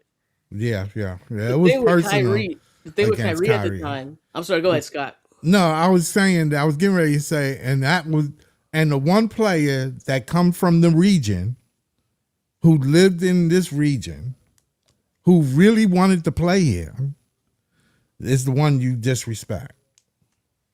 The other two, they didn't. KD and Kyrie and Harden, they don't want to be in New York. I can't agree with that, Scott. You think they love New York like that? I think I feel like we always get pulled back into this big three discussion. I know. I No, hate no. it. I'm just To me saying. personally, I think KD wanted to stay here. When you look at the events that happened, who signed their extension first, y'all? KD. KD signed his KD. extension first. Okay. Harden always had one foot out the door and one foot in. I, He always can I break it that down? sneaky fuck always had one Okay, foot out the so door. KD and Let probably me would break, have let me break rolled. it down for y'all because there's a big story behind this, and you can look this up. There's an ESPN article and everything. Okay, this is after the Milwaukee series. Okay, Mm-hmm. off season, where right now imagine this right now. We're at Greece. We're in Greece right now, partying. You know what I mean? All of a sudden, Katie, Harden, they're talking about the Nets, talking about their future. Are we gonna stay? Are we gonna go? Harden said he was gonna sign the extension, and that's why KD signed his extension.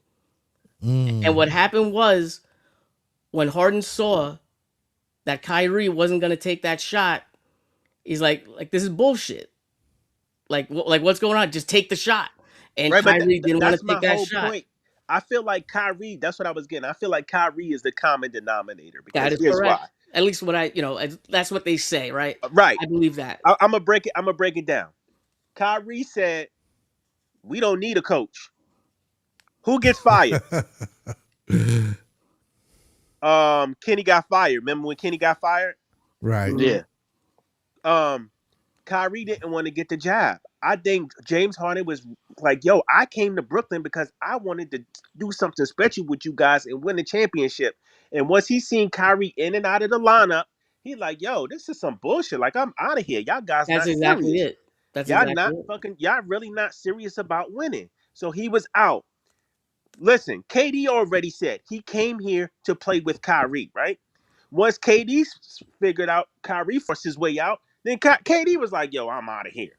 So everything revolved around fucking Kyrie, right? Harden went to Philly because he felt Kyrie and the Nets weren't serious about playing and competing for a championship. KD left because Kyrie said he wanted out.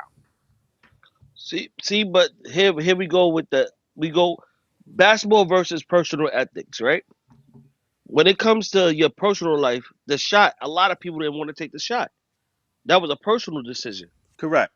But Hmm. now we put it into the politics of basketball and business. That's where it started to interfere. Because if it wasn't a problem, because let's be real, Mayor Adams, he let baseball. He got rid of that whole taking Oh, a I got a shot thing. story. I got a story about Once Adam. baseball, exactly right. I got a Once story about. once Keep on going. Let me once after the you. baseball season started and Yankees and talk about they wasn't taking the shots, that's when they threw that out the window. Okay. You You know what know I'm what saying? he did, what Mayor Adams did to the Nets is Yeah. insane. He He Yes, would he. crippled lead us. them He on. crippled us. Yes, You he know what he would did. tell you? What he would tell the team?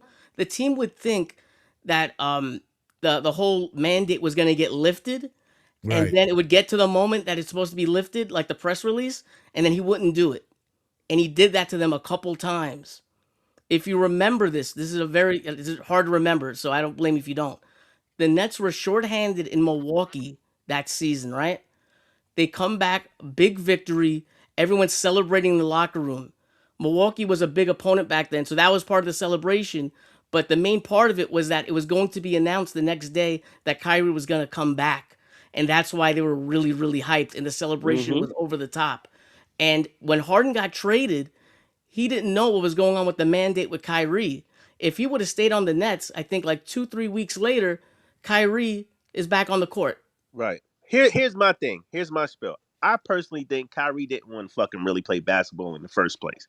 We talk about the COVID mandate. What happened when his ass went UA and nobody knew where he was, and they was asking Steve Nash about Kyrie. He talked about he don't know. He haven't talked to him. And then the No, next he thing you wanted to know, Kyrie win. pops up on Instagram Live at his sister's birthday party. That's a whole other story. I don't know if I That, can talk about that, but yeah, listen, he wanted to win. He's a Nets fan.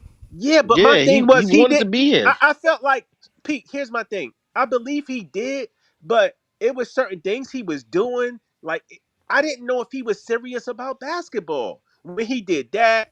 And it's okay. But that's the personal part of it, right? Right, right. But I, that I is think. I personal. But at think the what. same, I think just what like him not happened. taking a shot is personal. Yeah, that's Yeah. his personal choice. But Yeah. at the end of the day, Kyrie, your personal choice affects everybody in the locker room, bro. That's Everybody in how the they felt. organization, Yeah. whether you like it or But not. but he was right though. He was right. He was right. That, You letting whether he But players. but You Joey, letting whether players he was come. right or not, Joey, Joey, that's He. debatable. he Because here's the Jo- thing. Jo- how's that debatable? What's the boy? Joey. What's the kid's name that Golden State that didn't want to Wiggins. Wiggins Yeah. didn't want to Hmm. take the shot either. Yeah. But you No. know what he did? He took one for the team. He took the shot. Guess what happened when Wiggins after Wiggins took that shot? Golden State wound up winning the championship.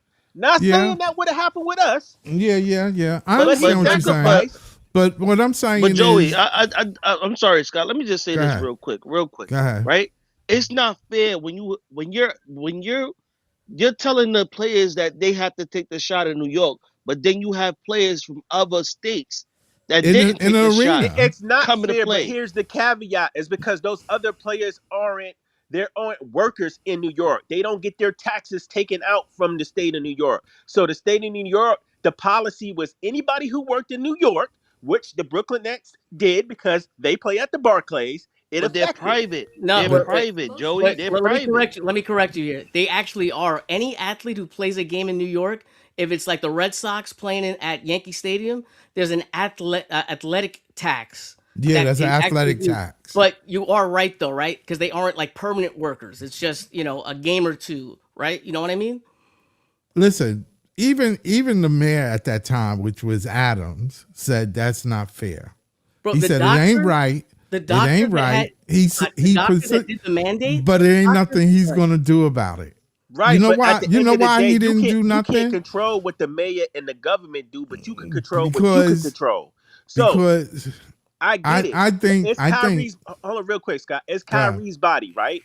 And I'm not knocking him for not taking a shot. He stood on what he believed in, but you still got to understand him standing on that is affecting the team. Whether you yeah. see it like that or not, his decision not to play, Yeah, no, you're right. not to take It the it did mandate, affect affected it the did team. affect the team, but it wasn't him. That's the point that you keep saying him, but you're not looking past him because there are those there that have the power to change that. Right, but what And I'm they saying, didn't want Scott, to. They didn't want to change it because they were making a point. They were using politics in an arena of sports, which it shouldn't be there. that is true. But at the same time, Kyrie still made a choice. I, hey, look, he ain't the only one that was No, in he there that not, and I'm not knocking him not for it. taking But the we can't shot. sit here. That's the We can't point sit that here he and was act like his making. choice didn't have consequences on the team. Well, it they don't care about Brooklyn. They just cared about what they wanted Adams to do it this way.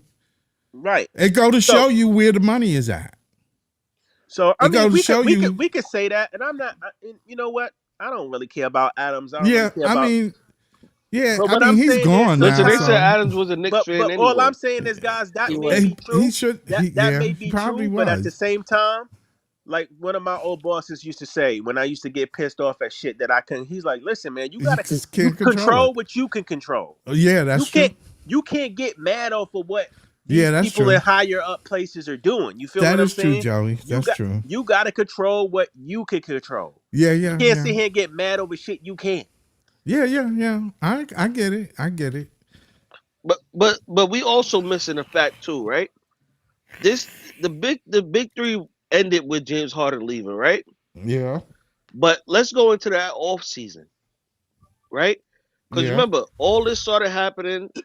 Harden left, right? We lost to Boston. Kyrie was up for the extension. Who didn't give him the extension? Who alienated him to devalue him? They devalued him. Nah, he didn't get the here. So I hate when y'all say that because here's the thing: Kyrie went on to make less money with the fucking Mavericks than the fucking contract we gave him to him. The reason why Kyrie was mad is because he had all these clauses and shit in his contract. No. You guys forgetting. It all starts with the comments about that video That book. with Mm-hmm. the black Israelites. Yeah, the It video Mm-hmm. stems book. from that. Yeah, but Mm-hmm. but what I'm saying is that's a part of the reason Kyrie got all Some those more stipulate. politics. He got Yeah, all you're those correct. You're clauses. correct. Yep. He got all those clauses and all those stipulations put in his contract because he was a problem child when he was here. No, Let's keep it a buck. He was low key. He I was. mean to be So real though, John. Joey.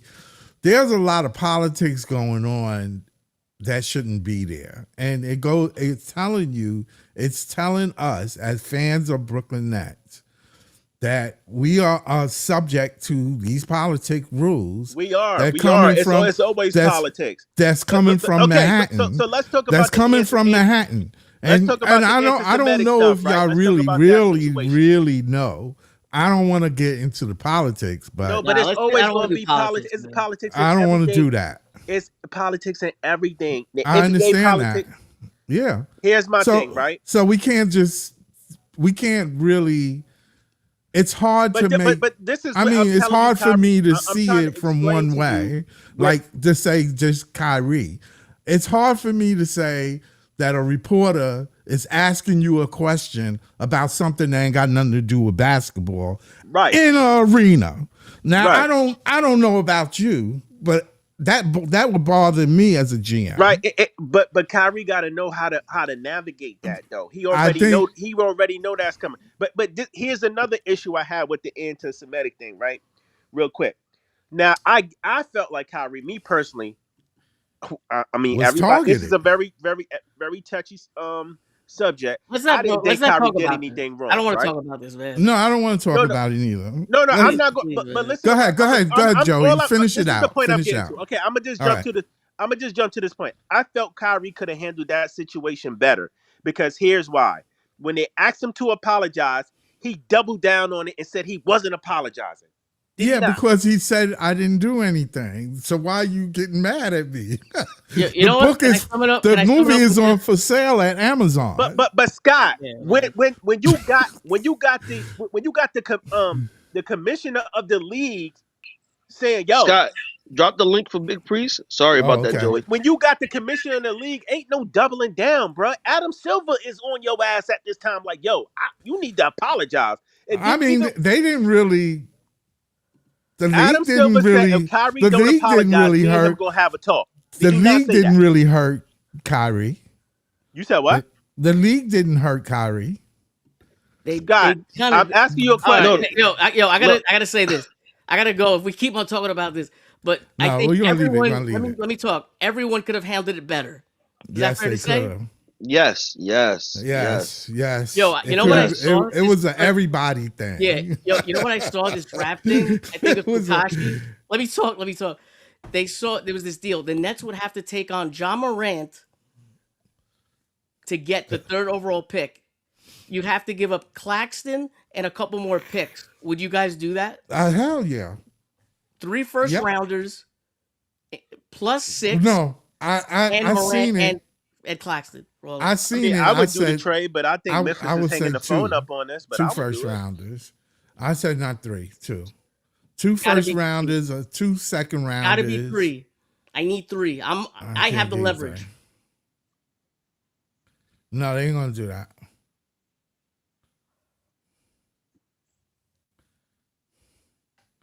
Yeah, I think 3 first rounders is too much. That's what it's gonna cost. It would cost 3 first rounders just to move up. Just to move up.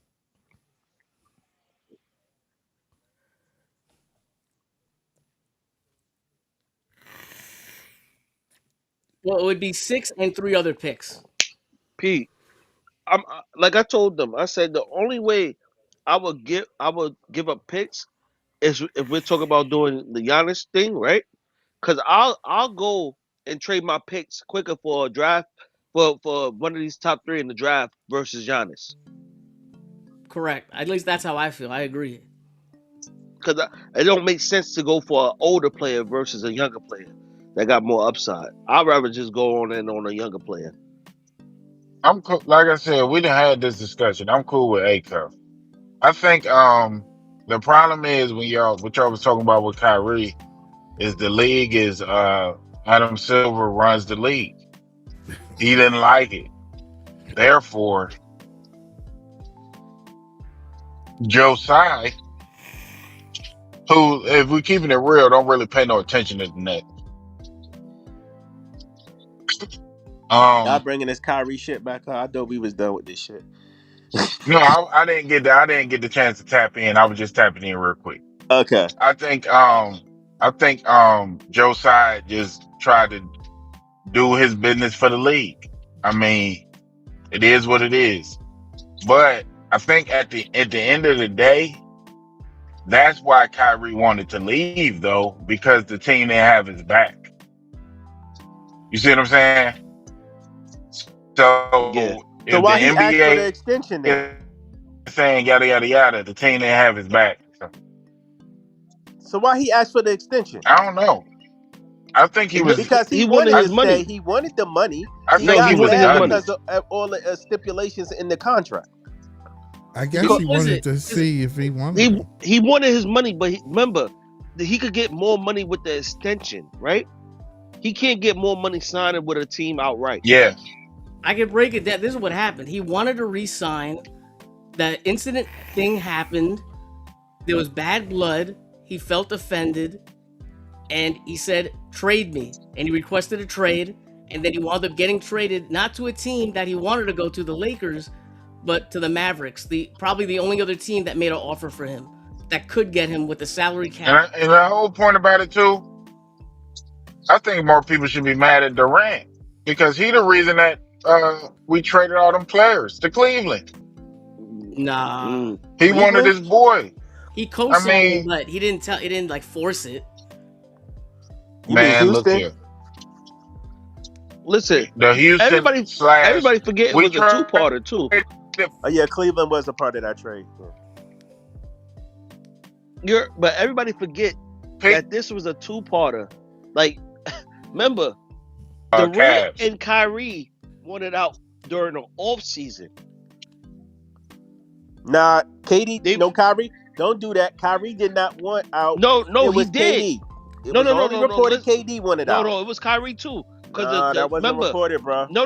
Remember, it broke down. The negotiations broke down, and Kyrie said he wanted to be traded to the Phoenix Suns, Miami. Nah, No, that was it. KD.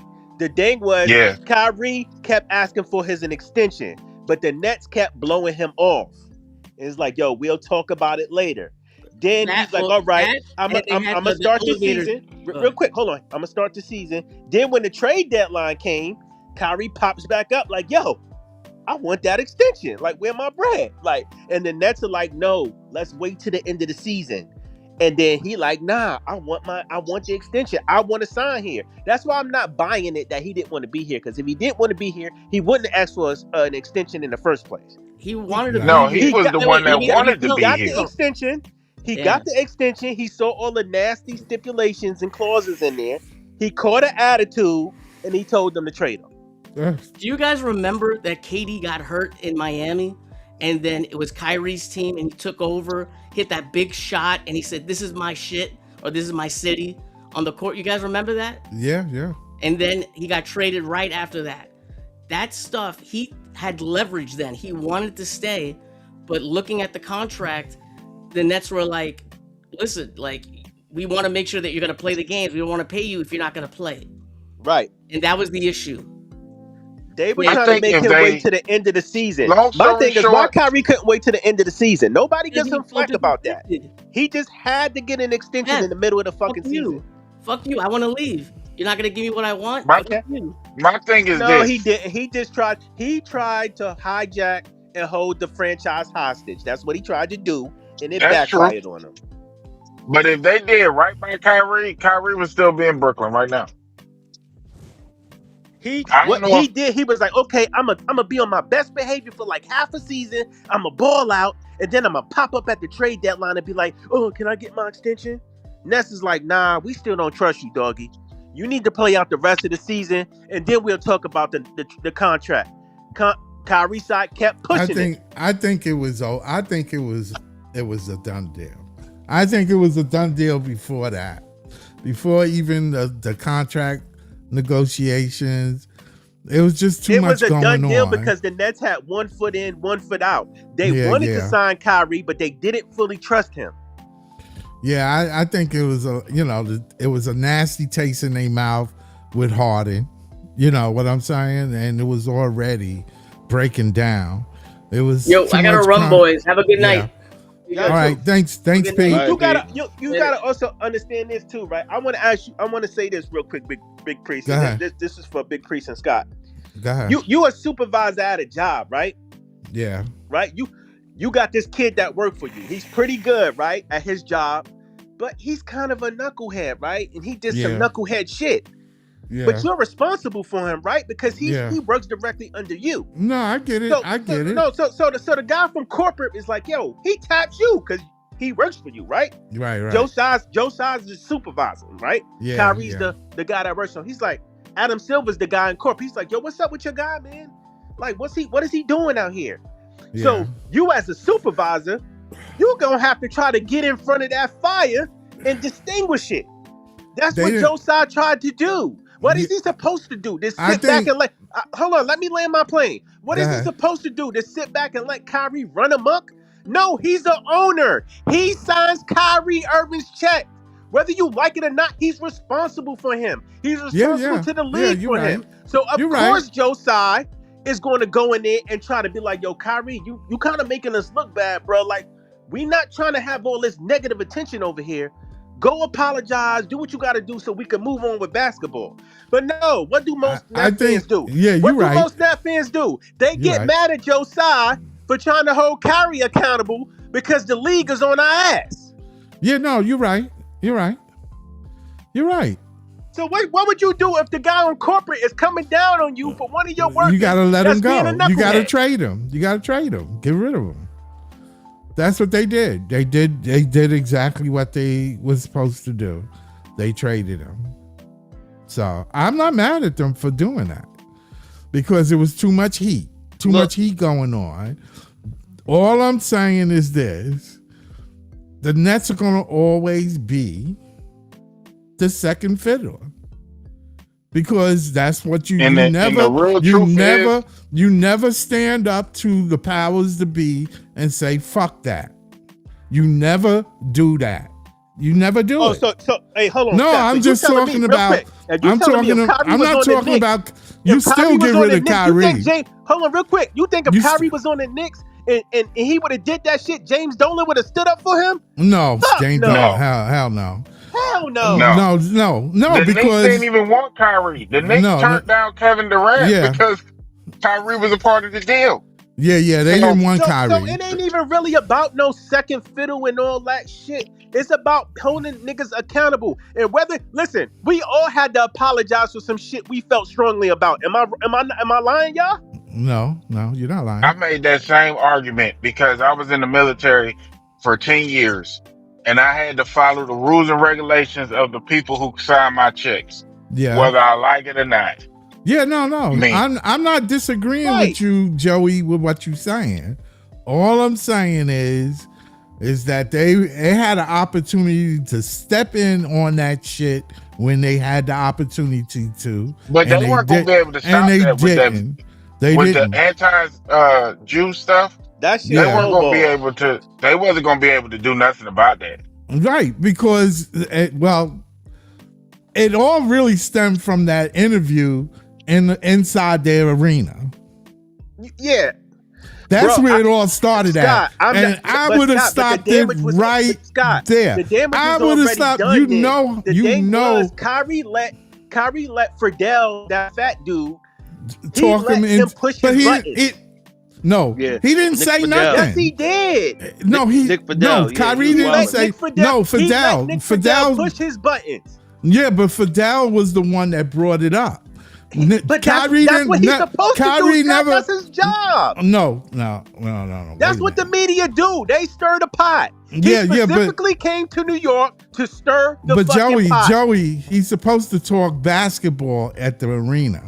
Bro, he ain't supposed to talk about politics in the arena. He brought that up. And he has a right to bring it up. No, he do not. In the arena, he do not. Yes, now, the NBA because it was a public issue at the time. No, it's not in the arena. The NBA don't want to deal with politics. If that's the case, then they have a publicist. They even asked Jordan about politics.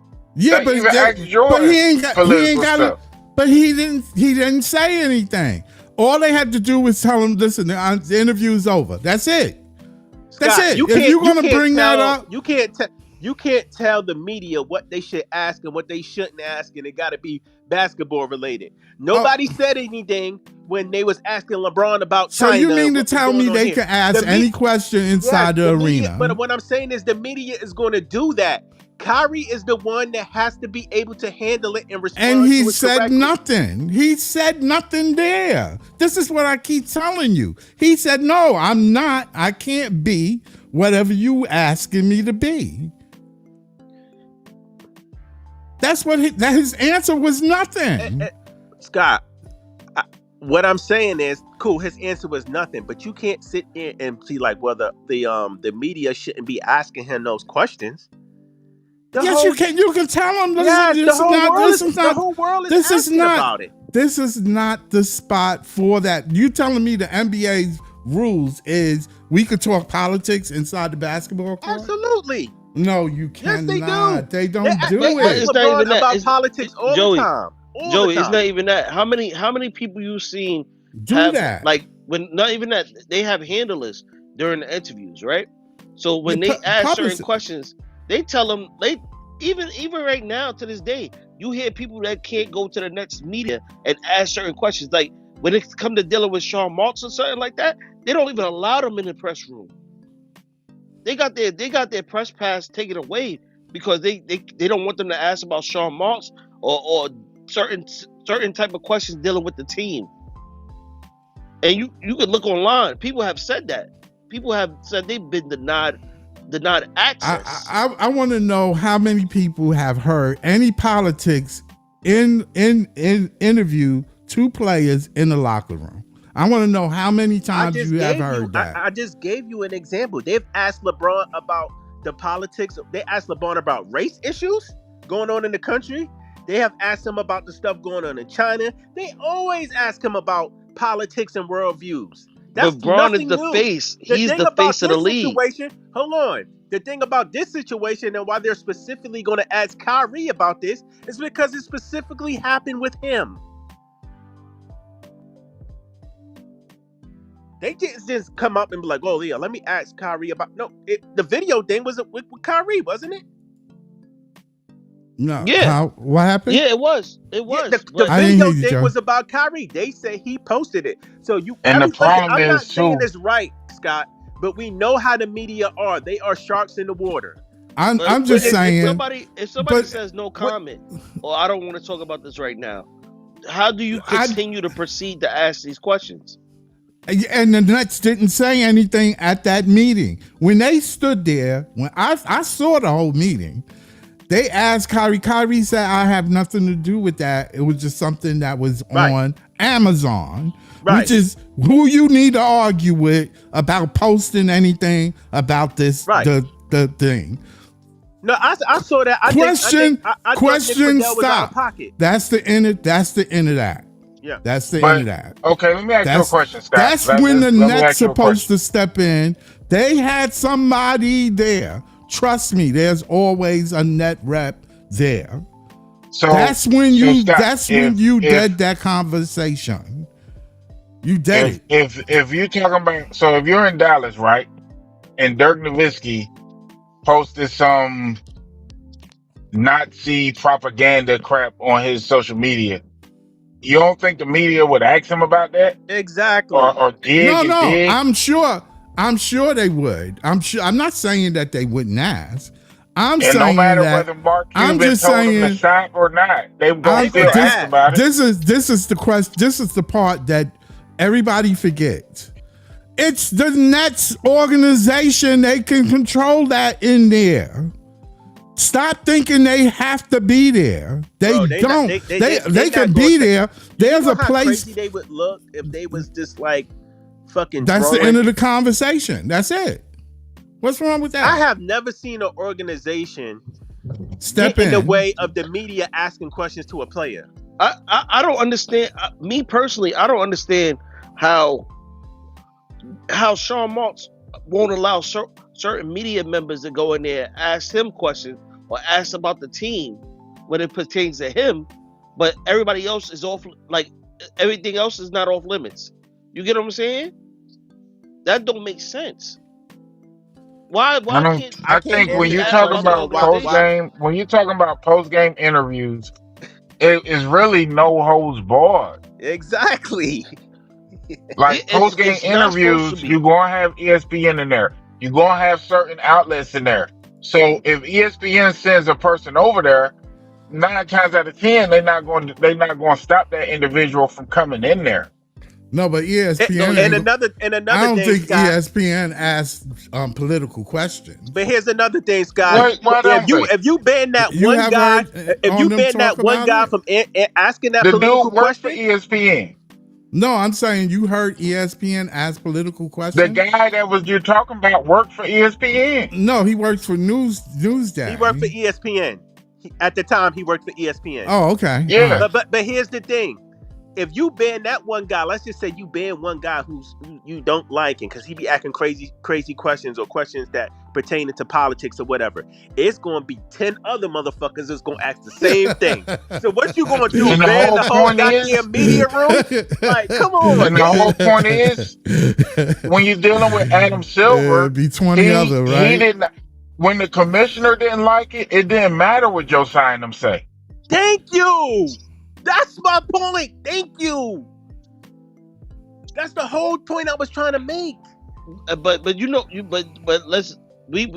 gonna get into a deeper issue, because let's not forget the commissioner is also Jewish, Correct. right? Hey, That's a deeper issue. listen, It's a it goes deeper deeper issue. than that. Yeah. Yeah, you're right. I mean, I can go deeper, but Yeah, I it's don't a know. I don't want. But if we go issue. deeper, it becomes a problem because Money it's is going to be involved. an issue. Because remember, Joe And Tsai, I keep he saying also has that money it's involved deeper with than certain what you shit. think it is. But Scott and Jamal, that's my whole point. It's so deep, right? That even though if Kyrie thought he didn't do anything wrong, Right. you know Which how is- this shit go, bro. Just apologize and move on. Yeah, he can't do that though. But he, How many ain't times- gonna he do was that. trying to, How many he was trying to times stand on that- his nuts. He's How not many gonna do times that. jokers apologize to that old lady and they know they ain't did shit? He ain't gonna do that. He ain't gonna do it. And he didn't Man, do come it. on. And he went to Dallas. And he went to the finals. And He you know, apologized after Adam Silver. Yes, after Adam because- Silver threatened him. because I think he realized that That's the one thing that I hate. That everybody blame it on our front office. It was the NBA. Period. I mean, no, I That's think the one thing I don't like about it. I think everything it's everybody's fault. It's always the player's fault or always the lowest one when it's more to the story than just the players. Scott, I just want to let you know, I thought what happened to Kyrie was some bullshit. But at the same time, Yeah, I agreed. felt Kyrie didn't handle it the way he should have. He didn't I handle agree it with you. professionally. No. I totally agree with you. That's why he needed to go. I wasn't upset with him leaving. Because I'm not a LeBron James fan, but LeBron James would have answered the question in a way that people would have stopped talking about it. Exactly. Thank you. God, you preaching tonight, priest. But you got to realize the maturity level too, and some people just and also some people just gonna stand up for certain things too. Like if he felt like he wasn't wrong, he's not gonna sit there and sugarcoat it. apologize. You know what I'm I saying? feel And like, mind you, and you know what? I'm not knocking that. Stand on your own too, right? Hold on, real quick. Stand on your own too, Kyrie. But please be advised that you doing that is consequences that come with that. Yeah. And mind you, he did apologize, but a lot of people didn't it's always either accept it consequences. or believe it. And even with like with the jab stuff, that stuff was a slap in the face of the NBA because the NBA was part of the people pushing that crap. Yeah. So yeah. it was like it turned into a establishment versus Kyrie thing. So Yeah, now when you put that stuff up there, right? Yeah. Then it's like another issue. See, you don't need to attract. One thing I tell my kids: don't attract no attention you don't want. Yeah, if you don't need it, Don't do nothing to attract no attention you don't want. Right. Thank you. So, That's the only thing I was think saying. that's a cool movie. No, I understood You might you, think Joey. that's a cool I understood movie and you, yada Joey. yada yada. But I don't. That's the one problem I have with social media to begin with. I'm not fucking posting everything. So if you think a flick is cool, you gonna post that up there on your social media? Yo, that flick was crazy. You know what I'm saying? Like wild shit going on. Blase. No, Here's the at thing, least though. I don't And think here's you the thing, would. though, Priest. Kyrie, it got to be smarter than that because here's the thing, Scott. He already know he public enemy number one. There's a reason why Nick Friedel flew all the way to Brooklyn from San Francisco to be a beat writer and follow the Brooklyn Nets because he wanted to be in those post game interviews picking at Kyrie. No. Nick Fidel follows KD. He Okay, follows KD. what I'm saying is he followed the big three to Brooklyn. Nick Yeah, Friedel 'cause wasn't here before the big three got here. No, he was in Golden State. He was Right. following KD. He went from Golden State. He went to Brooklyn, and then he also went to Phoenix. My thing is though, right? Kyrie So has that to means- understand. This is my point. Yeah, go Jamal. ahead. He's public enemy number one. So with being public enemy number one, you know, Kyrie, they gonna chastise you about every little fucking thing. You already know the bullshit coming. And So on don't top give of that, him an excuse. you in the media capital of the fucking world, my guy. You're back So home. don't You're give playing him an basketball. excuse. Hold on. Half the media mad at you because you picked the Nets over the Knicks in the first place. So they pissed about that. The other half at you because you fucking left LeBron. And they love him. They in love with him. And the other half mad at you because of the stances that you stand on, right? Yeah. So with that being said, Kyrie, you already know you got a target on your back, brother. You got to be smart and move smarter because you know they coming with the bullshit. And instead of him moving smarter, he doubled down on his bullshit. And you can't just blame it on Nick Friedel. You had Stephen A. on national TV saying that Kyrie Irving don't deserve an extension and all this and that. And let's not to mention that was a personal vendetta. That was very personal because it was stuff going on. But you know the behind problem with the that? scenes with them. Executives, whether we like it or not, listen to people like Stephen A. Exactly. Stephen A. is the reason why the big three actually broke up. I tell you, there's a lot of people from Manhattan who don't want to see the Nets succeed. Of course not. Yeah, but here's the thing. It was so much into the pot, in the melting pot, right? The media hated KD. They hated Kyrie. They hated James Harden. They're probably the most three hated, most fucking stars in the NBA playing on the same team in the biggest market that's not the fucking market that they want them to be playing on because half of them is Knicks fans. And they already hate them anyway. And they playing for the Nets and they hate the Nets. So you put all of that in that big pot of gumbo, you already know it's going to be some shit. Yeah. I don't think you could avoid it, Joey. I don't think you could avoid it. It's certain players where it's unavoidable. Like, I think Kyrie, that shit was unavoidable. No, it could have been avoidable, but Kyrie gave them niggas ammo to fuck with him. And that's the whole thing. Kyrie is one of the most polarizing figures in the NBA. It's probably in sports history right now.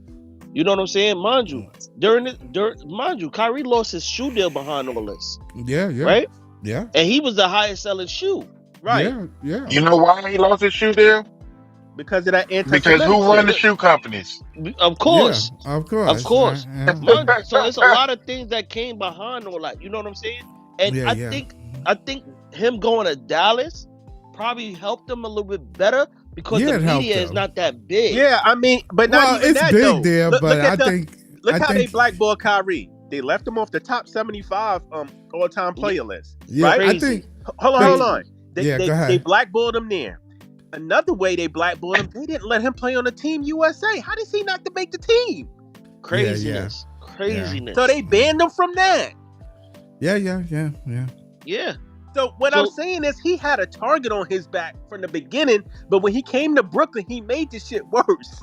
Yeah, but you know what, Joey? I gotta agree with one thing, and this is true. Kyrie is more of a soldier. He you know he ain't gonna step back. You know he ain't. And it's kind of like it brings heat. I get it. I mean, it's admirable, right? It's admirable, Scott. I understand what he means. If you're a Brooklyn Nets fan, you don't want that negative energy around your team or that negative Right. If you're a negative team, spotlight. right. Yeah, you're right. You're right. You know what I'm saying? Yeah, you're right. You're right. I totally agree with you. And again, it's admirable. I get it. Some guys like Kyrie. Yeah, Kyle.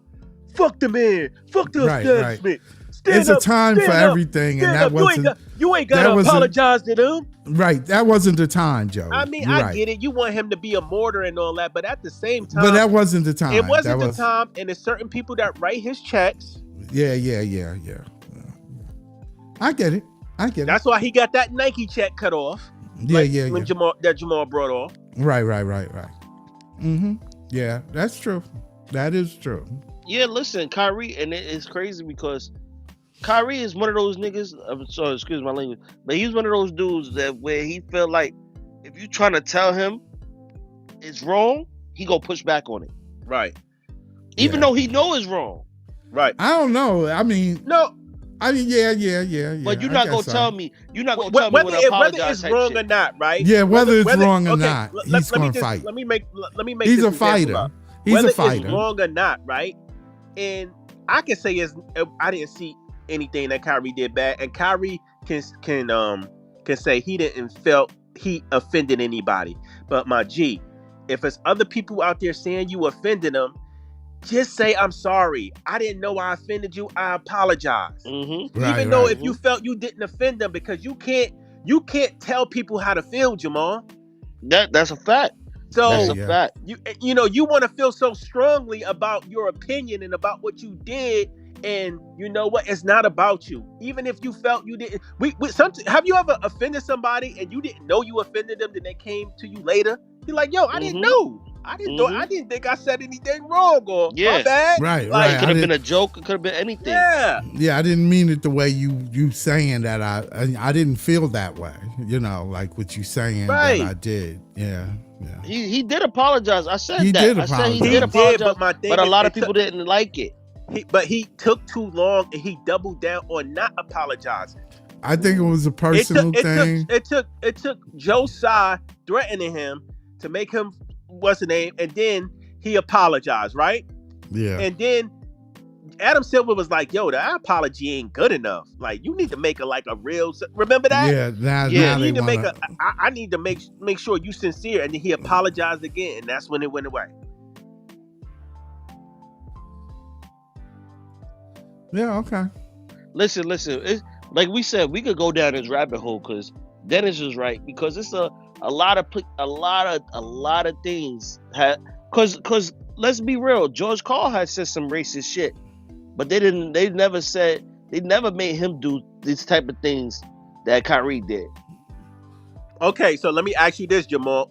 Do they have tape or a video of a book? They have a book of him saying this type of shit. Yeah, but what I'm saying is, see, it's a little bit different because and I'm not denying it that Carl George probably didn't say some racist shit, but it hit a little bit different when something is being posted from your account or something is coming out of your mouth or you know what I mean? Like, it hit a little bit different when it's like right there in black and white. You know what I mean? Rather than what somebody said, George Karl said.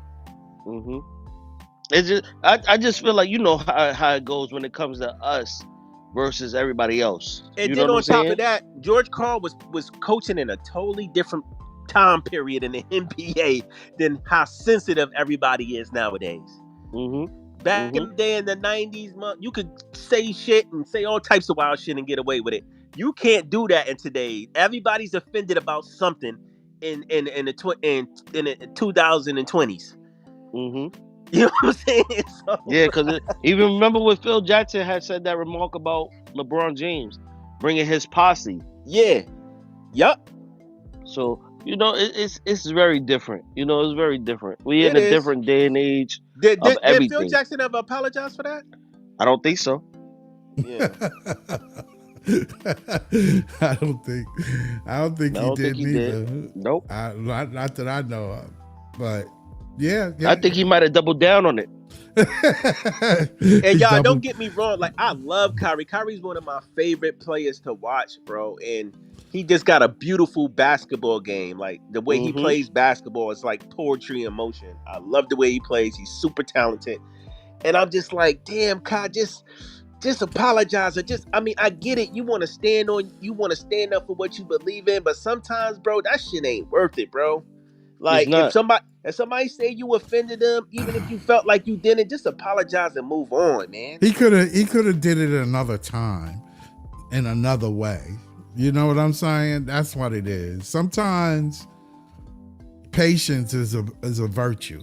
But it's all about maturity too, though. Like and to Jamal stand and when you what's the name said? when it's effective, you know, because it doesn't mean anything if you're not there. If you standing for something and you're not there to see it through, then it goes the way, because they're not going to talk about it no more because they got rid of you. Yeah. You see what I'm saying? So that's what they want to do. You know, they want to get rid of you. That's what they want. But you can't. My thing is, you can't give them the ammo to shoot you with. Yeah. Right, that's what I'm saying. But you know what it is, Joey. We gotta do. We kind of have to have a little grace, too, a little bit, just a little bit, right? Because I think when we got Kyrie, I think it was at the wrong point of time in his life, because he started going on that road of enlightenment. Oh, he didn't know what he was. Yeah. You know what I'm saying? So he was on his own personal journey, right? Yeah. And we caught him at the wrong time. I feel like we caught him at the wrong time, and the Kyrie that's in that's in on Dallas right now is a whole different Kyrie. Here's like Jamal. That's crazy that you say that, because I thought when he signed to the Nets, we was going to catch him at the right time because of all the bullshit he went through in Boston. Right? So I'm like, Me too. okay. I was like, watch, y'all tripping. Kyrie ain't gonna act up. He gonna come here. He gonna show y'all he could really be a leader. He gonna lead the Nets to a championship. I'm telling you. Y'all saying he gonna mess the team up? No, he not. So I'm thinking Kai is going to mature, right? Because he went through all that BS in Cleveland and Boston. I'm like, he finally here in Brooklyn, and we going to embrace him, and he gonna show that he's mature, right? I felt that now. You're right. I was wrong. He Dallas got him at the right time. I think all the bullshit he went through in Cleveland, Boston, and Brooklyn actually kind of like idled him down when he got to Dallas. It matured him. It definitely matured him, because it's a whole two different Kyries. Like, because if we look at the one that was here versus in Dallas, you can see he's real quiet now. He's docile. He's not. It's more of like he found his path. Right. Like he's more. But you know what? A lot of that played with too is a lot of people felt when Kyrie left Brooklyn, he lost a lot of value, and a lot of front office was like, talented as player, but I wouldn't want that headache. So I guess he wanted to go to Dallas and try to salvage his image. You feel me? Right. And build that back up. So I think that's why he went to Dallas and he kind of chilled out a little bit. Yeah. He's like, he chilled a lot. I went through a lot. I'm looking crazy out here. I done been in drama in Cleveland, Boston, and now Brooklyn. But it's not even that, Joey. I could give you the transition with him, right? Because at one point, Kyrie was claiming blood. At one point, come right? on, man. I'm being honest with you. During the run that they had in Cleveland, and he won the championship, he was screaming out "Big B's" on live TV. Big B's. All right.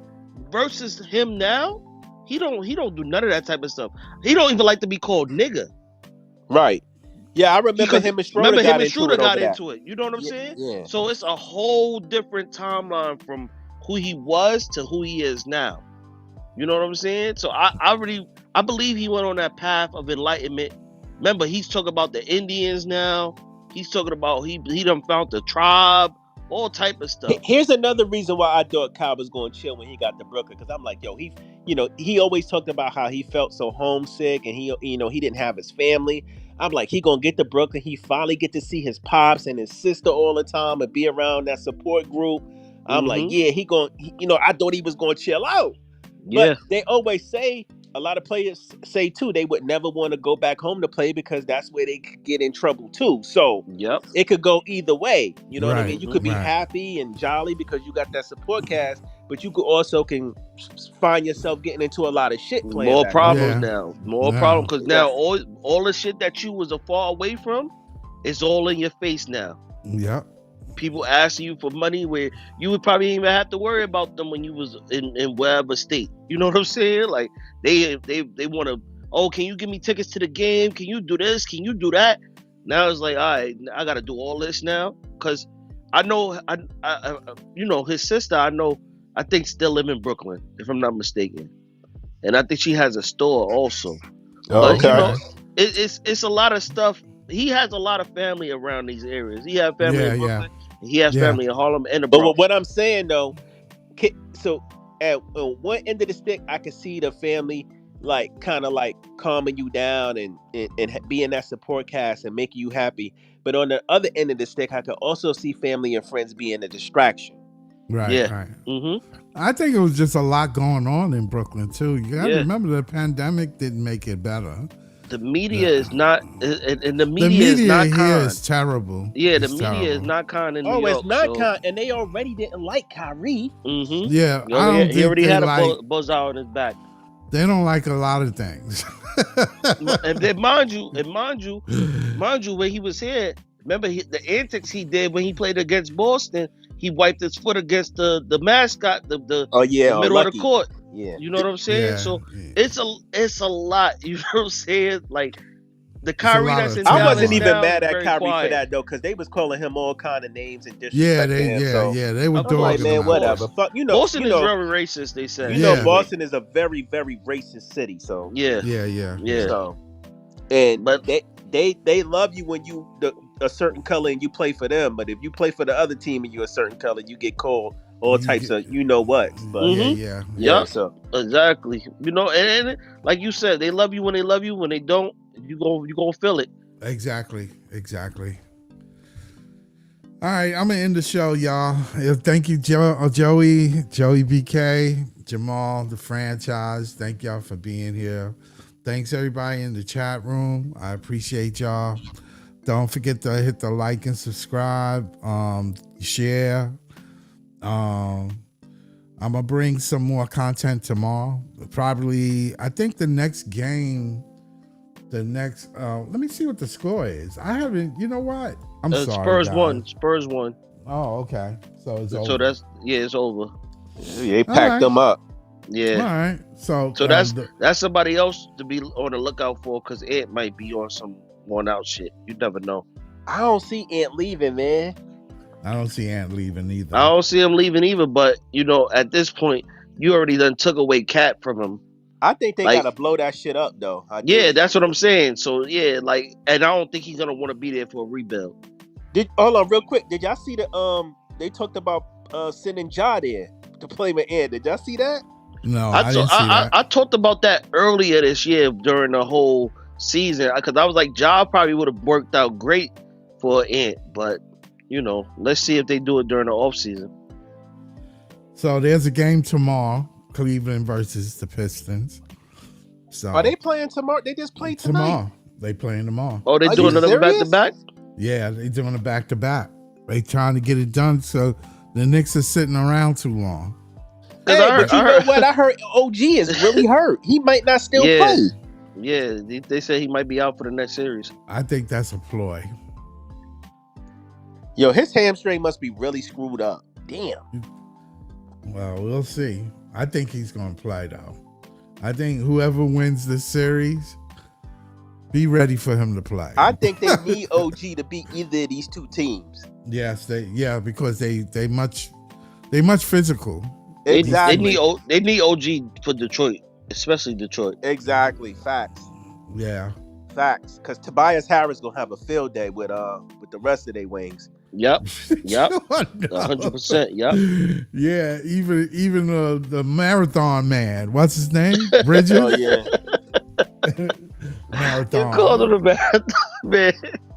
Yeah, because he cares about being on the Oh, court. That winning shit. streak. Oh, he care about Yeah. it. That winning streak, right, Scott? Yeah, that's it.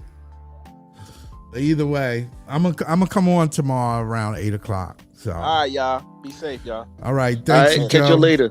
Thank you, Jamal franchise, Joey BK. I had Pete on. I had a bunch of people on. Big Priest. Oh man, it goes on and on. I appreciate y'all guys. Don't forget to hit the like and subscribe. I'm gonna keep rocking. Go Brooklyn. All right. Later. Peace. Peace.